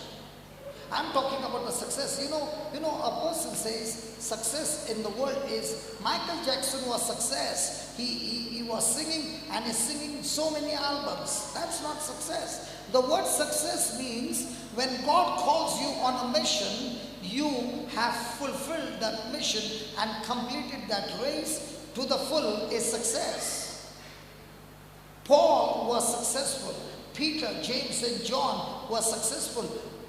Joseph was successful. David was successful. They were the ones whom God had called, and they had finished their assignment that God had called, and the resources that they needed was in full. So how does a person get successful? My brother Jeevan, Joshua 1:8. Oh, I know that. Oh, I know that. It is so common. But you never understood the application of that scripture. You know the scripture by heart, but you are not sensitive to that scripture, and that's why you gave the answer from the world. Fix your goal and work hard. If you are doing that, why do you need the Holy Spirit then? You are in the wrong place. Go to some motivation classes. This is not a motivation class. This is the Holy Ghost class. Because the word of God can be preached in a motivation way and give you good feeling, but the answer, the result is never supernatural. But when a person is in the spiritual, the word of God, the result is supernatural. When people look at you, they will say, this person is unfit. This person is disqualified. But I don't understand how can this person still have so much of result which others can't get it. Please read it. This book of the law, what does it say? Whenever you open your mouth, think before you speak, because whatever you think and speak, that shall be your result. And that is why the word says, please, God is saying, just give me the 7th verse, 7th verse, 6th verse.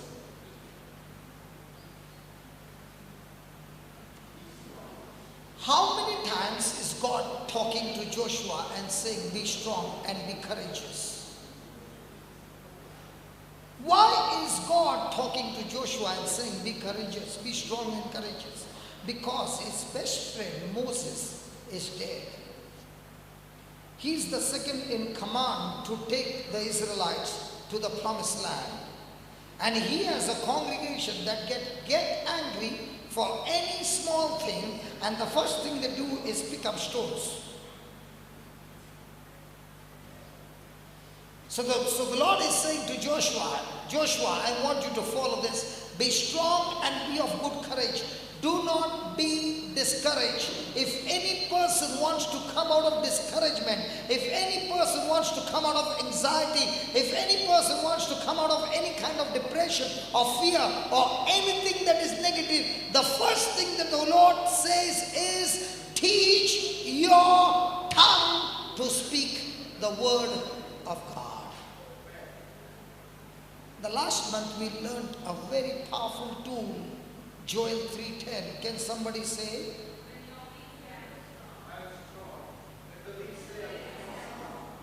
Let the weak say. Let the weak say. Let the weak say. When somebody asks you, how are you?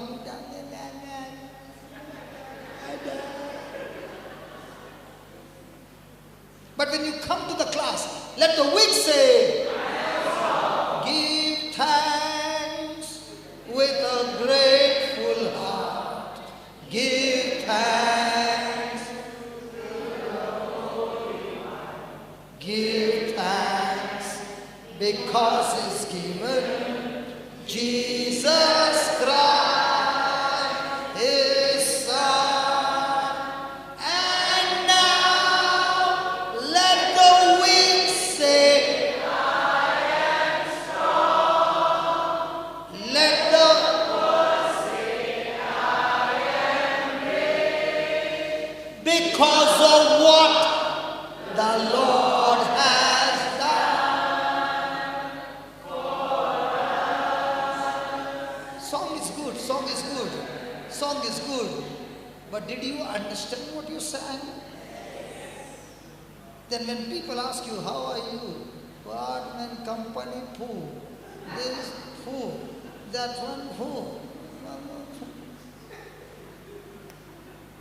The most dangerous question in Christian life is, how are you? If you want to destroy somebody, just go and talk to them for some time, some discouraging news, and then say, how are you? Kalas.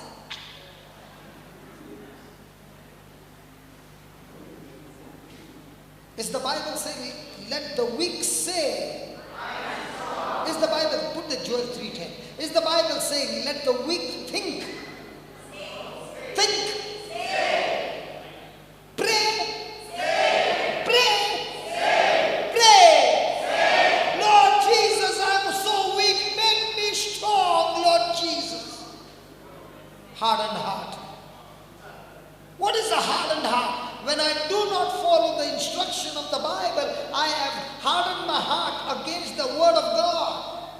The Word of God does not say, come to God and tell Him to make you strong, but you open your mouth and speak by faith that you are strong.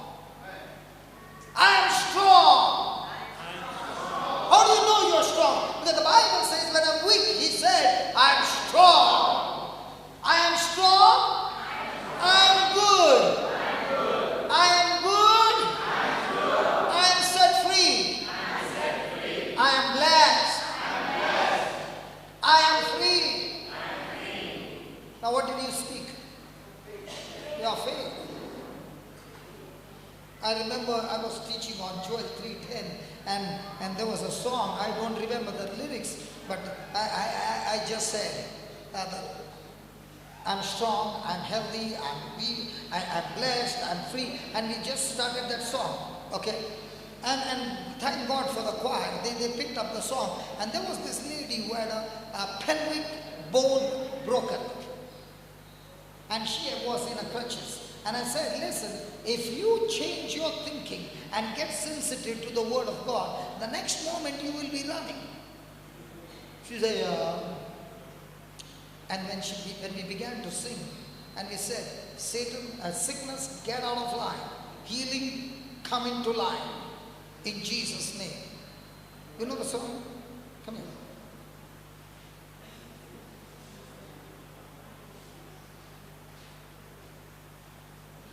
Can you come here?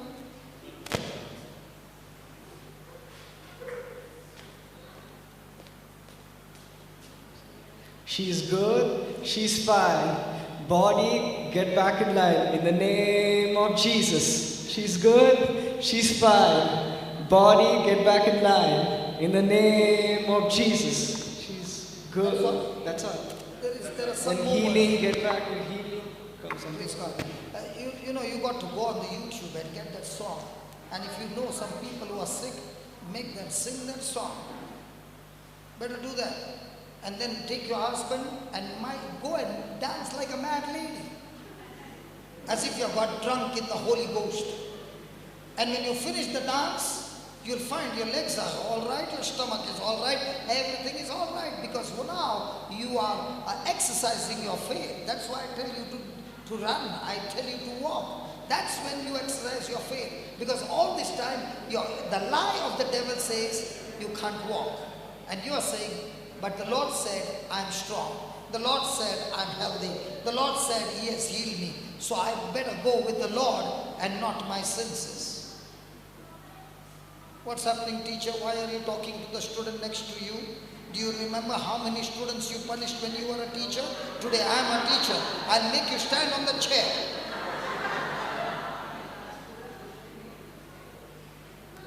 And don't make me annoyed. I'll have to call your parents.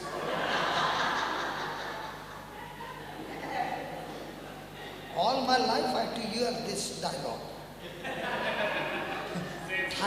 The times have changed. There was one teacher in my school, and she loved me very much. She loved me so much that when she would enter the class, I had to go out. Because she and I, we would never match. Years went by, and I was preaching in a parish, a night vigil, and I was preaching the word of God, and she must have seen me after, might be nothing less than 20 years. And she was watching, and now there was a healing session, and everybody were in a queue, and my teacher was in a queue. And her turn came, and I said, teacher, do you remember me? She said, your face is familiar. And I said, I'm Johnson.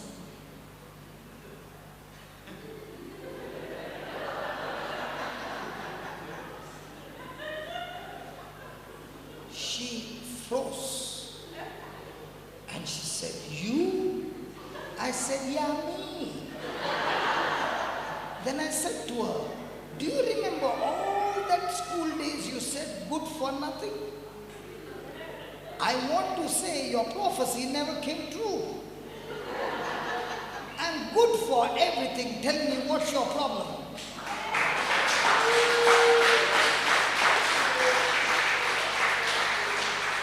She had tears rolling down, and she said, I can't believe. I said, even I can't believe. And then we prayed, and she got healed. And she grabbed me so tight, and she said, I am so proud of you that God touched you and changed your life.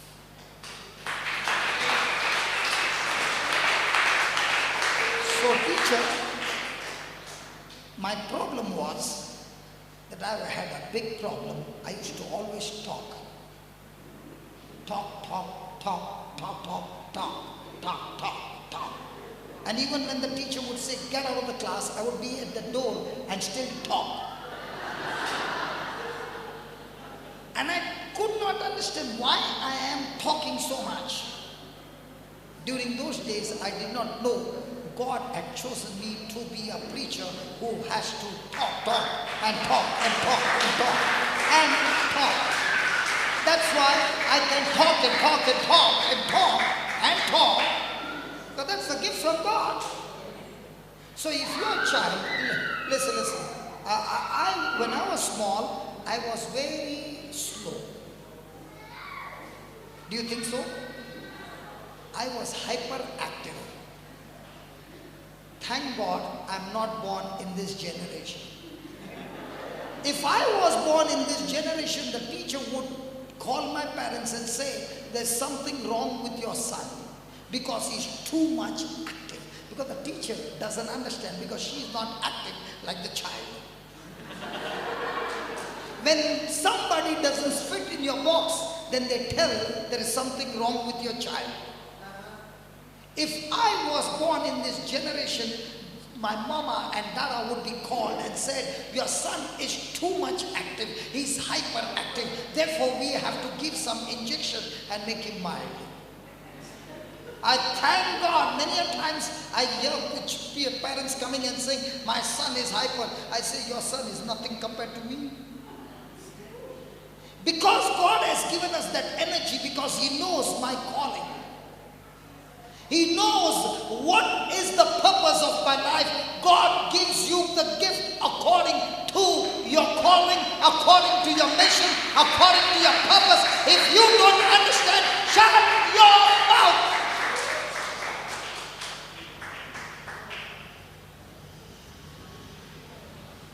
That's why many times people say, how come you're going here and then, and how come you travel? This morning I came from Dubai. Do I look like? The last time I was here, I preached and then I went in the afternoon. Do you remember? And the next day they saw me in Perth. And before I came here, I had come from Dubai. How do you travel? That's why God gave me that energy. And what will the doctor say? Too much hyper. Hallelujah. So what is God saying to Joshua? Master your. So whenever you open your mouth, you speak what? Your problem or the word of God? So given a chance that you spoke 1,000 words, how many words did you speak the word of God? Anup, you set your goal and work hard, and you change your thinking now and say, Lord, I keep a scoreboard. I start speaking the word of God. I teach my mouth to speak the word of God. And when I master to speak the word of God, it will help me to master my thinking, to meditate on the word of God. And when I do these two things, then I will be able to do all that is written in it. And when I do these three things, I, not God, I, through the word of God, through the power of God, will make my way prosperous. Will make my way have good success. So what's the formula of success? The formula of success is there is a preparation.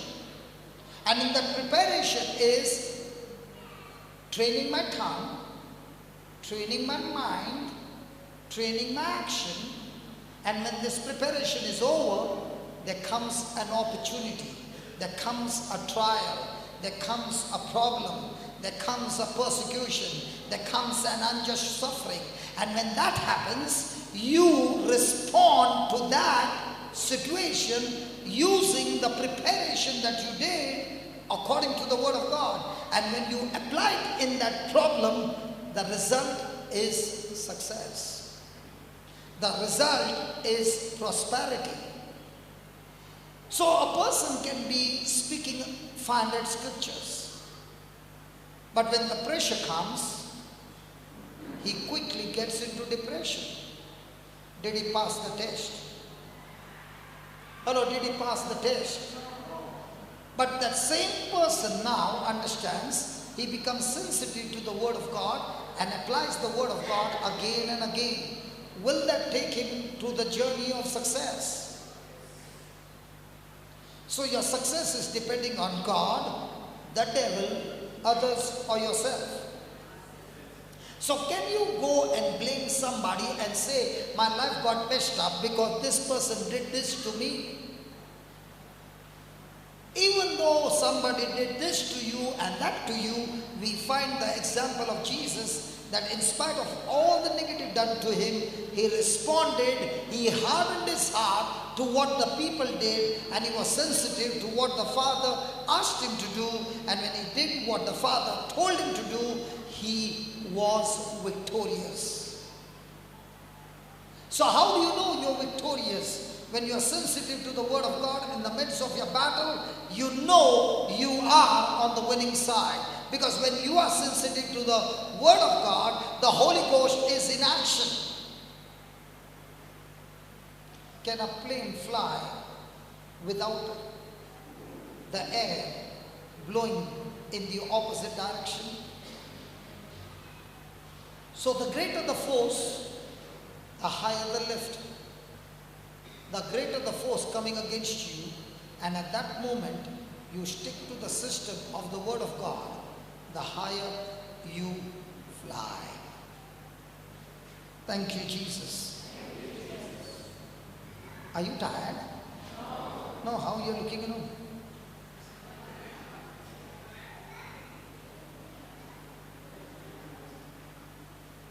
Hallelujah. Hallelujah. Praise the Lord. Praise the Lord. So, in order to achieve breakthrough success in life, write down, I must hear the Word of God.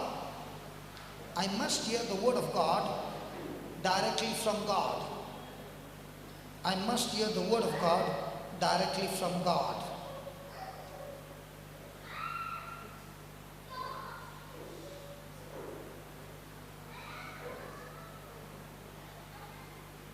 God is always speaking. God is always speaking. But if I want to receive revelation,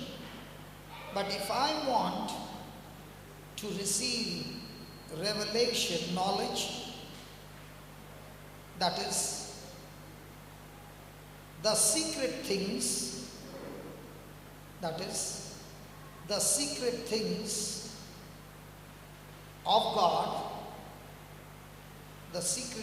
of God, revealed to me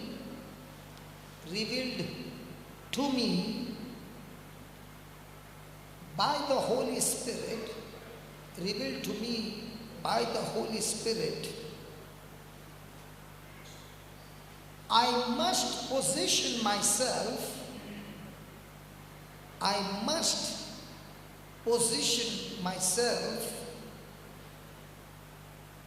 to hear God's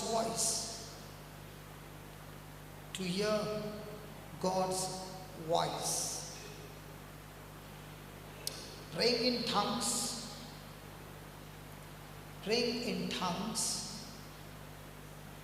and meditating on the Word of God,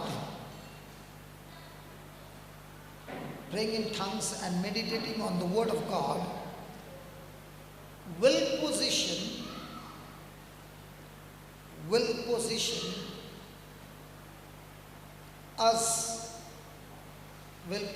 us to hear directly from God.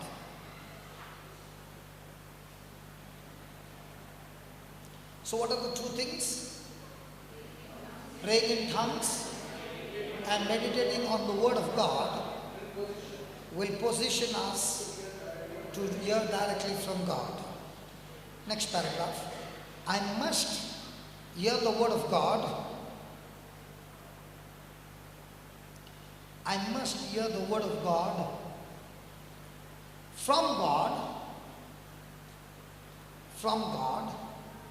in order to achieve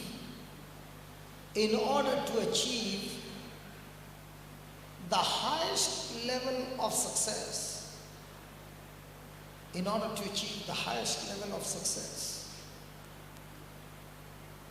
Okay, let me share with you.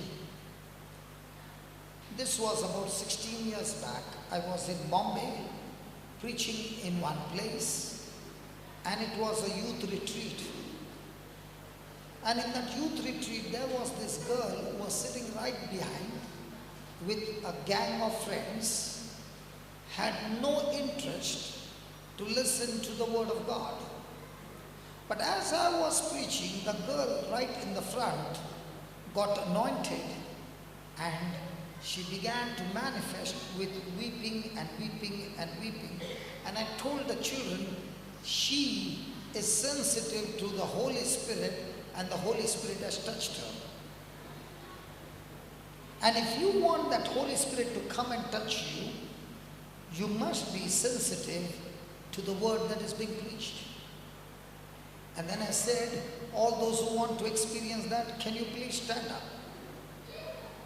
And this girl stood up and she said, Lord, I don't want to go from here. If you are really God, And if you are really a living God, then I want you to touch me. I don't want to go from this place without your touch. And as we began to pray, the Holy Ghost came and touched her very powerfully. I left the place. She was still weeping. We never got in contact, and she went home. She has 4 more siblings. She's a total of 5. The 4 of them would always stand first, second, or third all their life. And this girl would always come 4th or 5th from behind. So it was a complete mismatch at home. So for her to study was extremely difficult. But from that day on, she began to have a relationship with the Holy Spirit. She became an active person in the church, and she stood up second in the university. Then she went to do a master's. After doing the master's, the Lord told her to do the doctorate, and she went to New Zealand to do a doctorate. She finished a PhD. She became an author. She published her own book, and all this happened through the Holy Spirit. Now, she was on student visa, and the visa was coming to an end, and she had just 2 months remaining. She went into depression. And the reason she went into depression was that she had taken education loan, and if she comes back, she'll find it difficult to repay. And she began to pray to God, and the more she prayed, there was no call for an interview. Her mom had come to Goa for a retreat, and she called up her daughter and gave me the phone. And she said, "Uncle, I know you." She did not say much. And I told her, if you can do what I tell you to do, the job is yours. And she said, "I'm ready to do anything." I said, "For the next 10 days, go on the YouTube, get onto the growth retreat, listen to it day and night. Anyway, you don't have a job, sit at home the whole day, don't go out, no friends, nothing. Spend the next 10 days with the Word of God." And I told her the reason. I said, when we eat the natural food, it goes into our stomach. The stomach starts working. For example, we had lunch. Now we are not working, but the stomach is working on that natural food that we had, the chicken and rice, and it is converting that food into calories. Is that right? But do you know how it converts? No, but the machine is working. In the same way, child of God, 10 days when you're listening to the teaching again and again with your ears, the Word of God entering your ears attentively, your spirit will take it as a spiritual food and convert it into faith. Once your spirit gets stronger, and now when you open your mouth and you speak, nothing can stop your prayer. So she did that, and I told her, after some time I called her and I said, "Not 10 days, do it 7 days. On the 7th day, you'll get your result." So she finished it on Sunday, and Monday morning, the university called her and said, "Can you be the professor to teach the students in the college?" Praise God. When she got this job, she went to a confessor. Every Saturday she goes for confession. And she went and spoke to the priest and said, "Father, I confess every Saturday. I go to Mass every day. I've been an active person in the church. But in spite of all that, I did not get a job. This person asked me to do this, and I get a job exactly what he said. I fed my spirit for 7 days. He said, when you feed your spirit with the Word, faith will begin to rise up, and faith will bring forth the manifestation." Don't you think, Father, that this person should come to New Zealand and teach the youth? the priest began to think and he said, okay, I will go to the cardinal and get the permission done. And that's how I came to New Zealand. I never knew this girl deeper. I never knew her testimony. And when she began to share her testimony, she said, that touch from the Lord when I was 16 changed my whole future.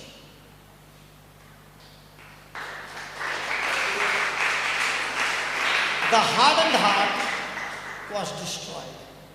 I was the only sibling in my family who always stood fourth, fifth from behind. All my siblings are extremely on the top. But from that day on, the Lord changed my life. Hallelujah. Hallelujah. Hallelujah. Hallelujah. Now, did she become sensitive to the word of God? Yes. Did she speak the word? Did she meditate the word? Yes. Did she do what the word said? Yes. Did she make a way prosperous and have great success? All this time, what was she saying? I'm not getting a job. I'm not getting a job. So much I'm praying. I'm not getting a job. In 2 months, if I don't get the job, I will have to go back to India. Lord, all my labor is going wasted. Lord, all my labor is going wasted. Frustration. Online, applying applications after application. No calls. Praise God. So write down. I must know God intimately. I must know God intimately and not be casually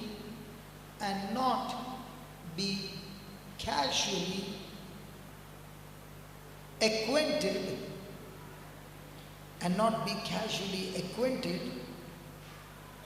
with Him,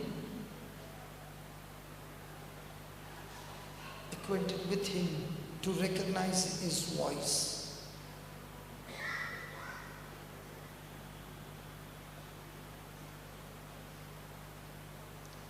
Hearing God speak directly, hearing God speak directly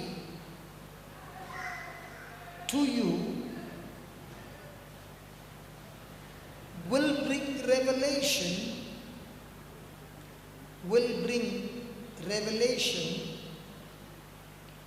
or confirmation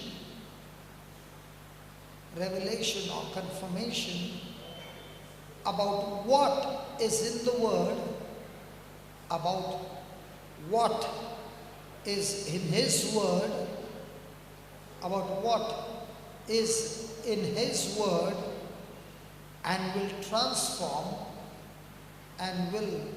transform your life. Your life. What did you hear? Life or wife?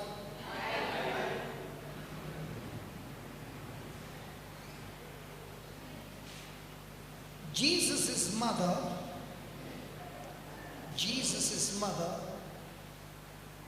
advised the servants. Jesus' mother advised the servants to do whatever Jesus told them to do. To do whatever Jesus told them to do. When they obeyed, transformation took place. When they obeyed, transformation took place. And Jesus turned water into wine. And Jesus turned water into wine. Praise God. So when Jesus was talking to the servants, did the servants harden their heart? Now what He asked them to do, was it absolutely crazy. Yes. But did they obey? Did they obey partially or to the full? When he said fill those jars, they filled it to the brim that it was overflowing. And when he said to the steward, take that and give it to the chief steward or whoever it is, he was seeing water. But because he obeyed, he was sensitive to what Jesus said. He did not allow reasoning to take over. He just followed the instruction. Did the water turn into wine? Come on.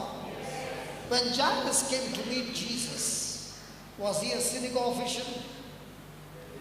Did he fall at Jesus' feet? Had he hardened his heart or was very sensitive to Jesus? Did Jesus say, come on, let's go home? Was the crowd following them? Did the woman with the issue of blood touch Jesus? Did Jesus say, my power is gone? Did he ask, who touched me? Did Jesus look at the woman? Did the woman come and share her testimony? When a woman shares her testimony, it's always short. Everything was yes. This one you never opened your mouth. So when the woman shared her testimony, did the news come that the daughter is dead? Who opened the mouth when the news came? The news came to Jairus, but who opened his mouth? Jesus opened his mouth and quickly told Jairus, do not fear, but only keep believing. The news that he heard was so strong that it would make his heart harden to the miracle, that he would be sensitive to that news.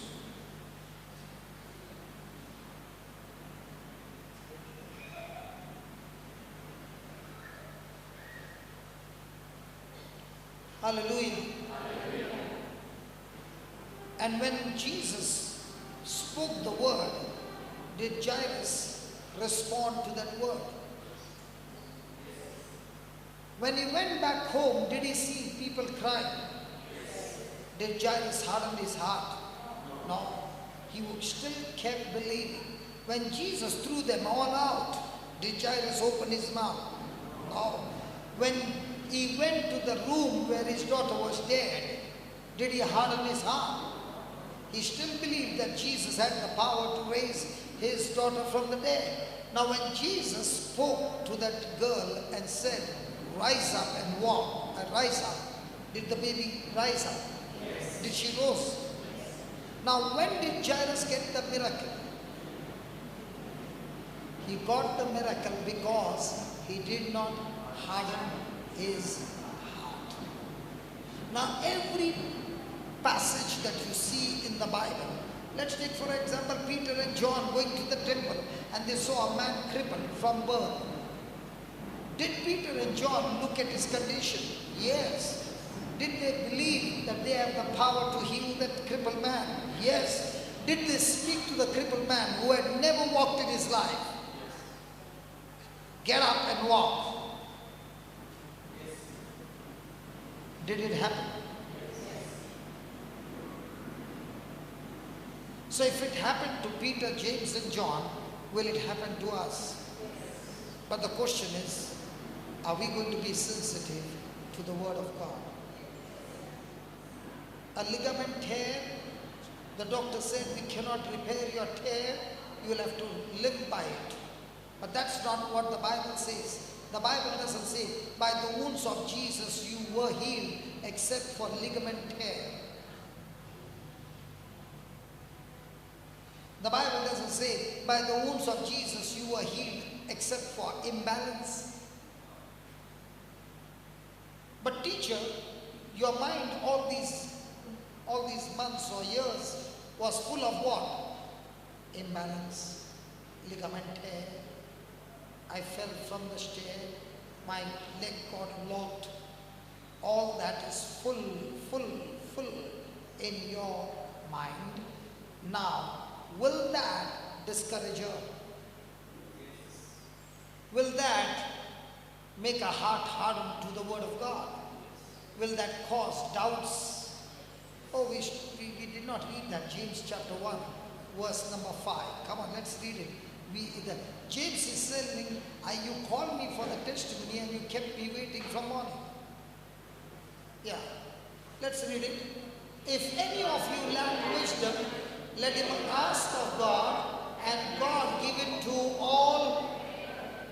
So wisdom is given to all, not to the woman. Why? Because the women are already full of wisdom. And we can see that full of wisdom in the Garden of Eden.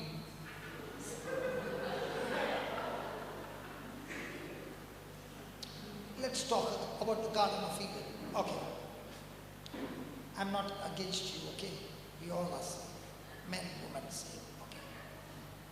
Now, did Eve disobey God? Yes. So did our action of disobedience, is it sin?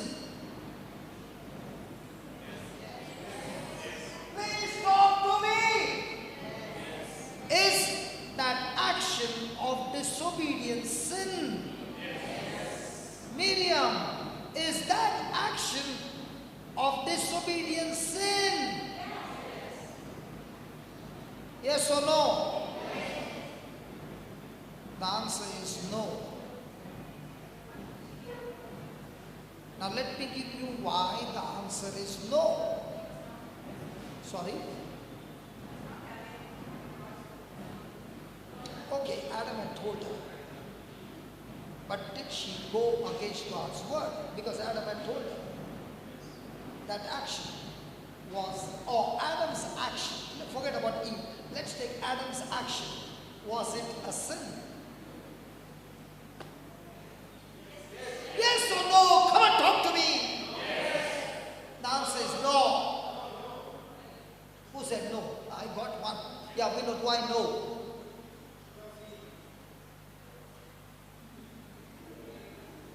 Why no? Yeah. Huh? What do you say?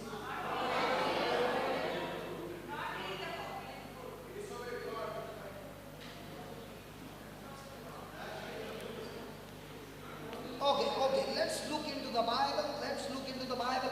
Have you heard the word sin? What is sin? What is sin? When you don't live according to the word of God, it is sin. When you do the wrong things, it is sin. Is that right, Nelson? No, it's not sin. Jivan, if a person is doing something wrong in action, is it sin? It's not sin? Then what is sin? Sorry? Okay. Now came the answer. Okay, let's look at the answer. Gospel of John 16, verse number 7. Last month I taught them and they forgot. And then you say, Jesus said, see, they will not see. Hearing, they will not hear. And they don't even remember. Come on, let's go again. Nevertheless, I tell you the truth, it is expedient for me that I go away, for if I go not away, the Comforter will not come unto you, but if I depart, I will send him to you. The next slide. But when he comes, and when he comes, and when he is come, he will reprove, he will convict, he will convince the world of sin, righteousness, and judgment. So what is the threefold ministry of the Holy Spirit? Threefold: sin, righteousness, and judgment. What is the ministry of the Holy Spirit? Sin, righteousness, and judgment. What is sin? What is sin? 9. Of sin, because they believe not on me. So what is sin? The action or the wrong thinking?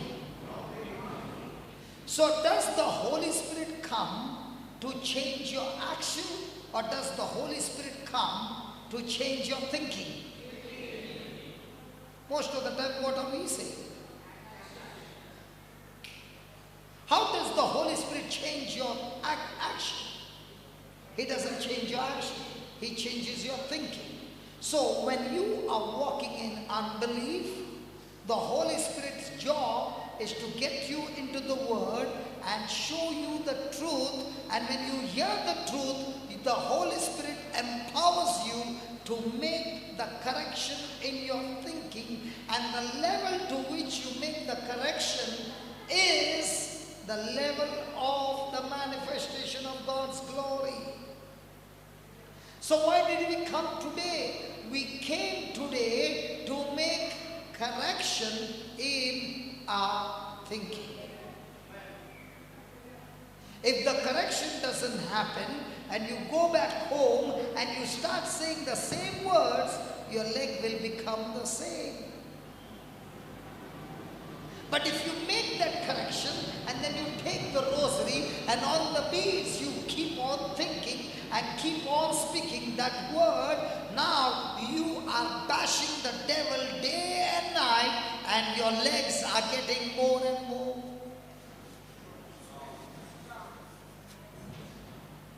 I'm waiting for next one to dance. Hallelujah. Hallelujah. Hallelujah.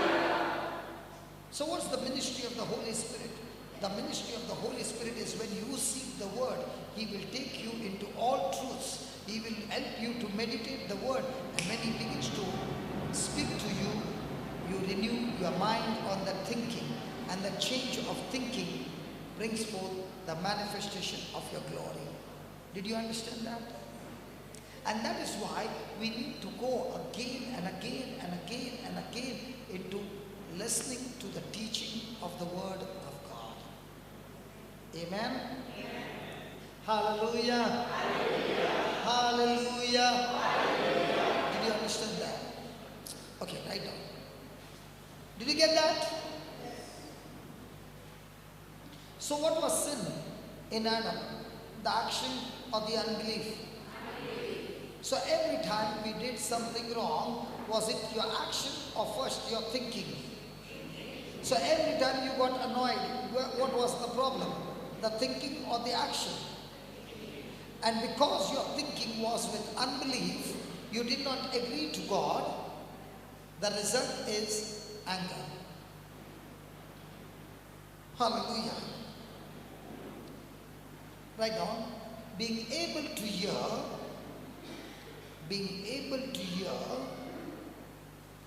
what God tells you, that is good, Dinah. That is good. She wants to hold you as if you are Jesus.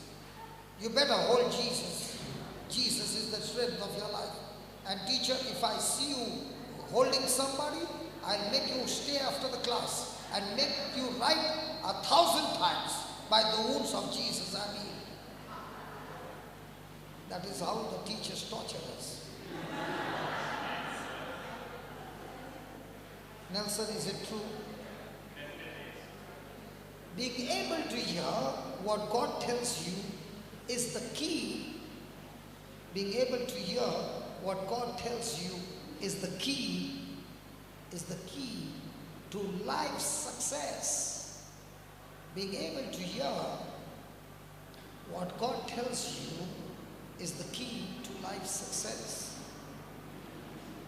The Holy Spirit was sent. The Holy Spirit was sent to lead and guide me. The Holy Spirit was sent to lead and guide me into all truth. The Holy Spirit was sent to lead and guide me into all truth. But He can't lead me. But He can't lead me if I can't hear Him. But He can't lead me if I can't hear Him. I can't hear Him. I can't hear Him unless I read the Bible. I can't hear Him unless I read the Bible.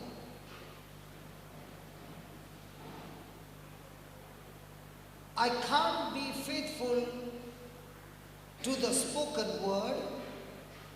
I can't be faithful to the spoken word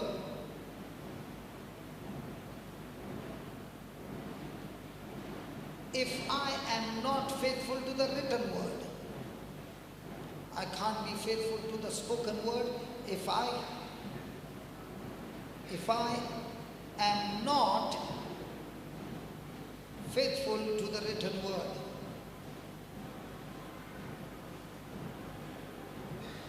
The wisdom of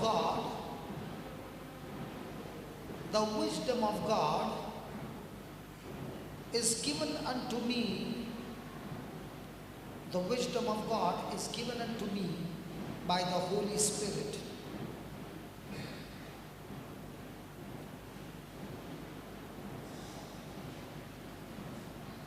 Wisdom is not knowledge.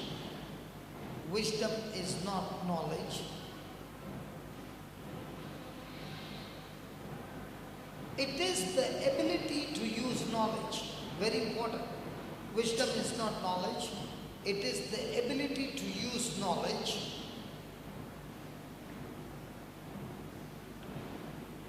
Wisdom is knowing. Wisdom is knowing. Wisdom is knowing what to do. Wisdom is knowing what to do when I don't know what to do. Wisdom is knowing what to do when I don't know what to do. When I speak in tongues,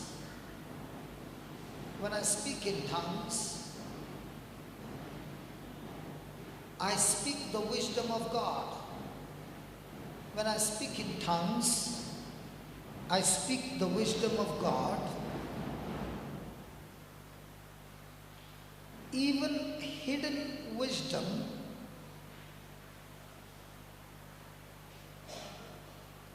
that is wisdom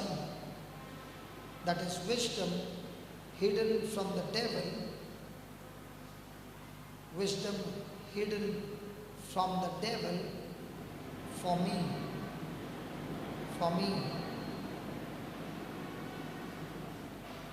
The Holy Spirit reveals the hidden wisdom. The Holy Spirit reveals hidden wisdom.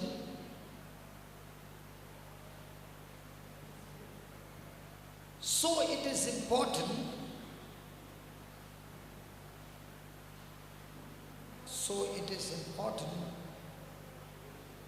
for me to have relationship. So it is important for me to have a relationship with the Holy Spirit. With the Holy Spirit. Praise the Lord. What's the time? What time we close? 7 o'clock? 5 o'clock close? So can we take a closing song and close? Or do you have restriction? Can we close it? One closing song or just close it? Close. One song? Okay. Come.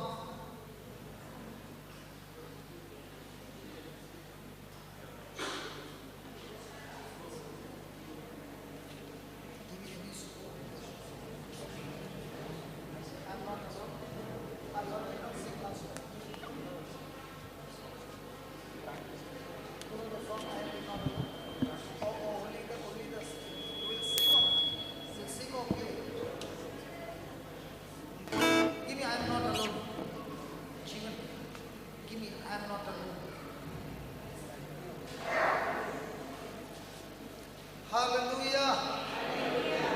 Hallelujah. Are you tired? Let the weak say. Let the lazy say. Let the sick say. Let the poor say. Let the cursed say.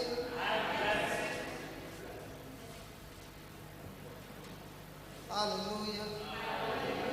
Hallelujah. All those will first read the lyrics and then we'll start. Where are the others? You know the song, Miriam? I'm not alone. Check. Don't worry, I can teach you. Check.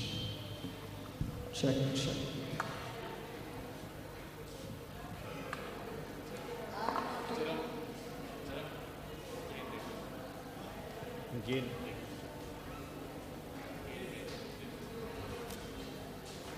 Check.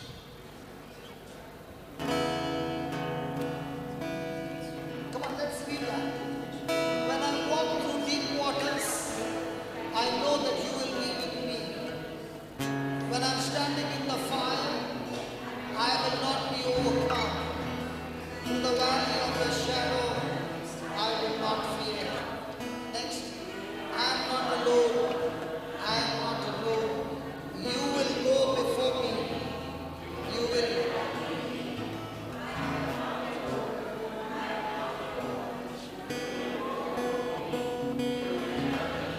So all those who believe that you are not alone can stand up. And those who are feeling lonely, keep sitting.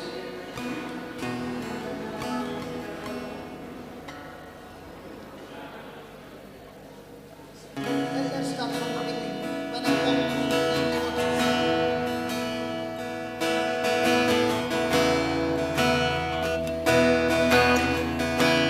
When I walk through deep waters, I know you will be with me. When I'm standing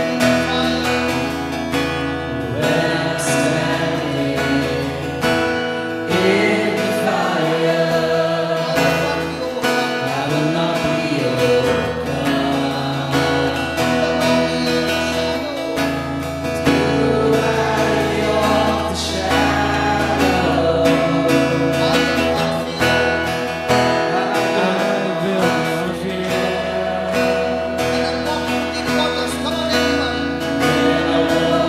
through deep waters, I know you will be with me.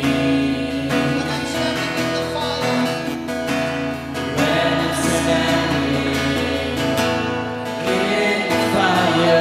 I will not be overcome. When I walk through deep waters,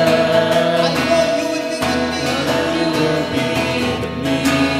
When I'm standing in the fire,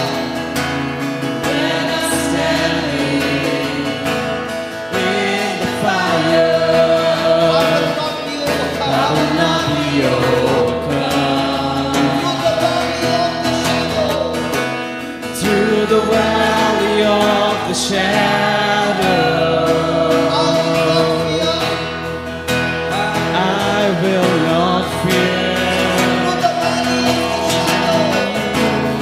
through the valley of the shadow,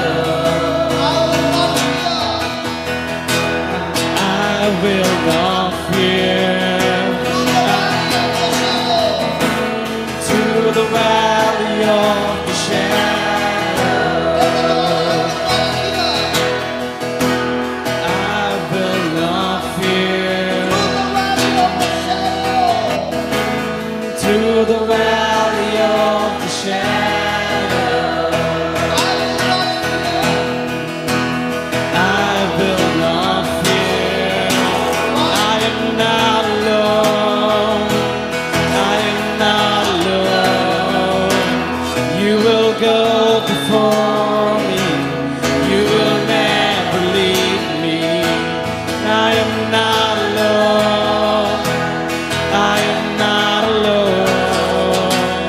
You will go before me. You will never leave me. I am not alone. I am not alone. You will go before me. You will never leave me. I am not alone. I am not alone. You will go before me. You will never leave me. I'm not alone. I am not alone. Everybody, I am not alone. you will go before me. You will go before me. You will never leave me. Say it again. I am not alone. I am not alone. You will go before me. You will go before me. You will never leave me. One more time. I am not alone. I am not alone. You will go before me. You will never leave me. In the midst of deep sorrow, I see your light is breaking. life is never through. Okay, in the midst of deep sorrow, In the midst of deep sorrow, deep sorrow, what? I see your light is breaking through. One more time. In the midst of deep sorrow, In the midst of deep sorrow, what do you see? What do you see? I see your light is breaking through. One more time. In the midst of deep sorrow, In the midst of deep sorrow, I see your light is see breaking. your light is breaking through. The dark of night will not overtake me. Dark night, love take me. I am pressing into you. I am pressing into you. The dark of night will not overtake me. Dark night will not overtake me. I am pressing into you. I am pressing into you. The dark of night will not overtake me. Dark night will not overtake me. I am pressing into you. I am pressing into you. Lord, you fight my every battle. Lord, you fight my every battle. Lord, you fight my every battle. Lord, you fight my every battle. Lord, you fight my every battle. Lord, you fight my every battle. Lord, you fight my every battle. Lord, you fight my every battle. Lord, you fight my every battle. Lord, you fight my every battle.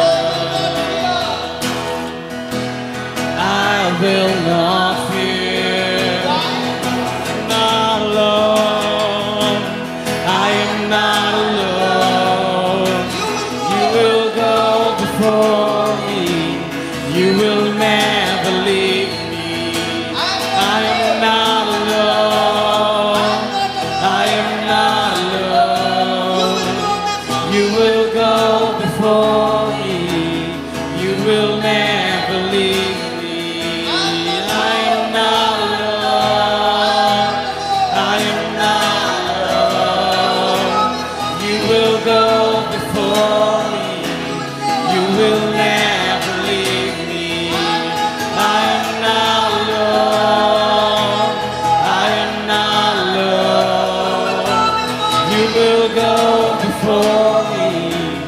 You will never leave me. I am not alone. I am not alone. You will go before me.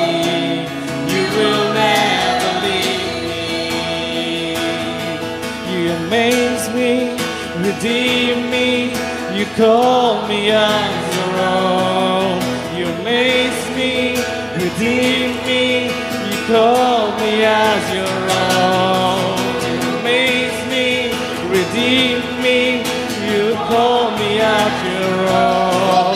You amaze me, redeem me. You call me as your own. You amaze me, redeem me. You call me as your own. You amaze me, redeem me. You call me as your own. Not alone. I am not alone. You will go before me. You will never leave me. I am not alone. I am not alone. You will go before me. You will never leave me. I am not alone. I am not alone. You will go before me. You will never leave me. Now you sing. I'm not alone. I'm not alone. You will go before me. You will never leave me. One more time. I'm not alone. I'm not alone. You will go before me. You will never leave me. Yes, Lord, I am not alone. You will go before me. You will never leave me. Today, O Lord, you taught each one of us how quickly our hearts get hardened when we get distracted. The word says, looking unto Jesus, the author and finisher of our faith. We get so distracted that we look not to you, Jesus, but we look to our circumstances, our sorrows, our pain. But this very moment, O Lord, every such bondages are broken. Every such curses are broken. Your anointing has destroyed the yoke of Satan, and your anointing has brought forth the blessings of Abraham on every person here. Lord, just as you called Abraham a blessing to the nations, Blessed I be prophesy and I speak to every person in the name of Jesus. You who are baptized, you who believe in Jesus, you who have made Jesus the Lord of your life, the Jesus. Savior of your soul, Say so. you who is born again by the Spirit of God, I declare you are blessed with the potential to be a blessing wherever you go in the name of in the Jesus. name of Jesus. Lord, we thank you that there is an impartation right now that hands are being anointed to go and heal the sick. The tongue is anointed to go and preach the gospel with the demonstrative power, no more with human wisdom, but by the power of the Holy Spirit, demonstrating signs and wonders wherever you go. In the name of Jesus, I speak a financial blessing on your life, that God has supplied all your needs according to his riches in glory through Christ Jesus. The anointing on your family, the anointing on your marriage, the anointing on your children, because the word says, believe in the Lord Jesus, Jesus. and your household shall be saved. Anointing on your generation, anointing to study the Word of God like never before. Lord, you have opened our spiritual senses, and the anointing of the Holy Spirit has opened up the spiritual gifts and charism to go and finish the mission, that we are successful, we are prosperous in all that assignment that you have assigned us. We thank you, we praise you in Jesus' name. In Jesus' name. In Jesus' name. God bless you. Come on, let's give the Lord a big hand.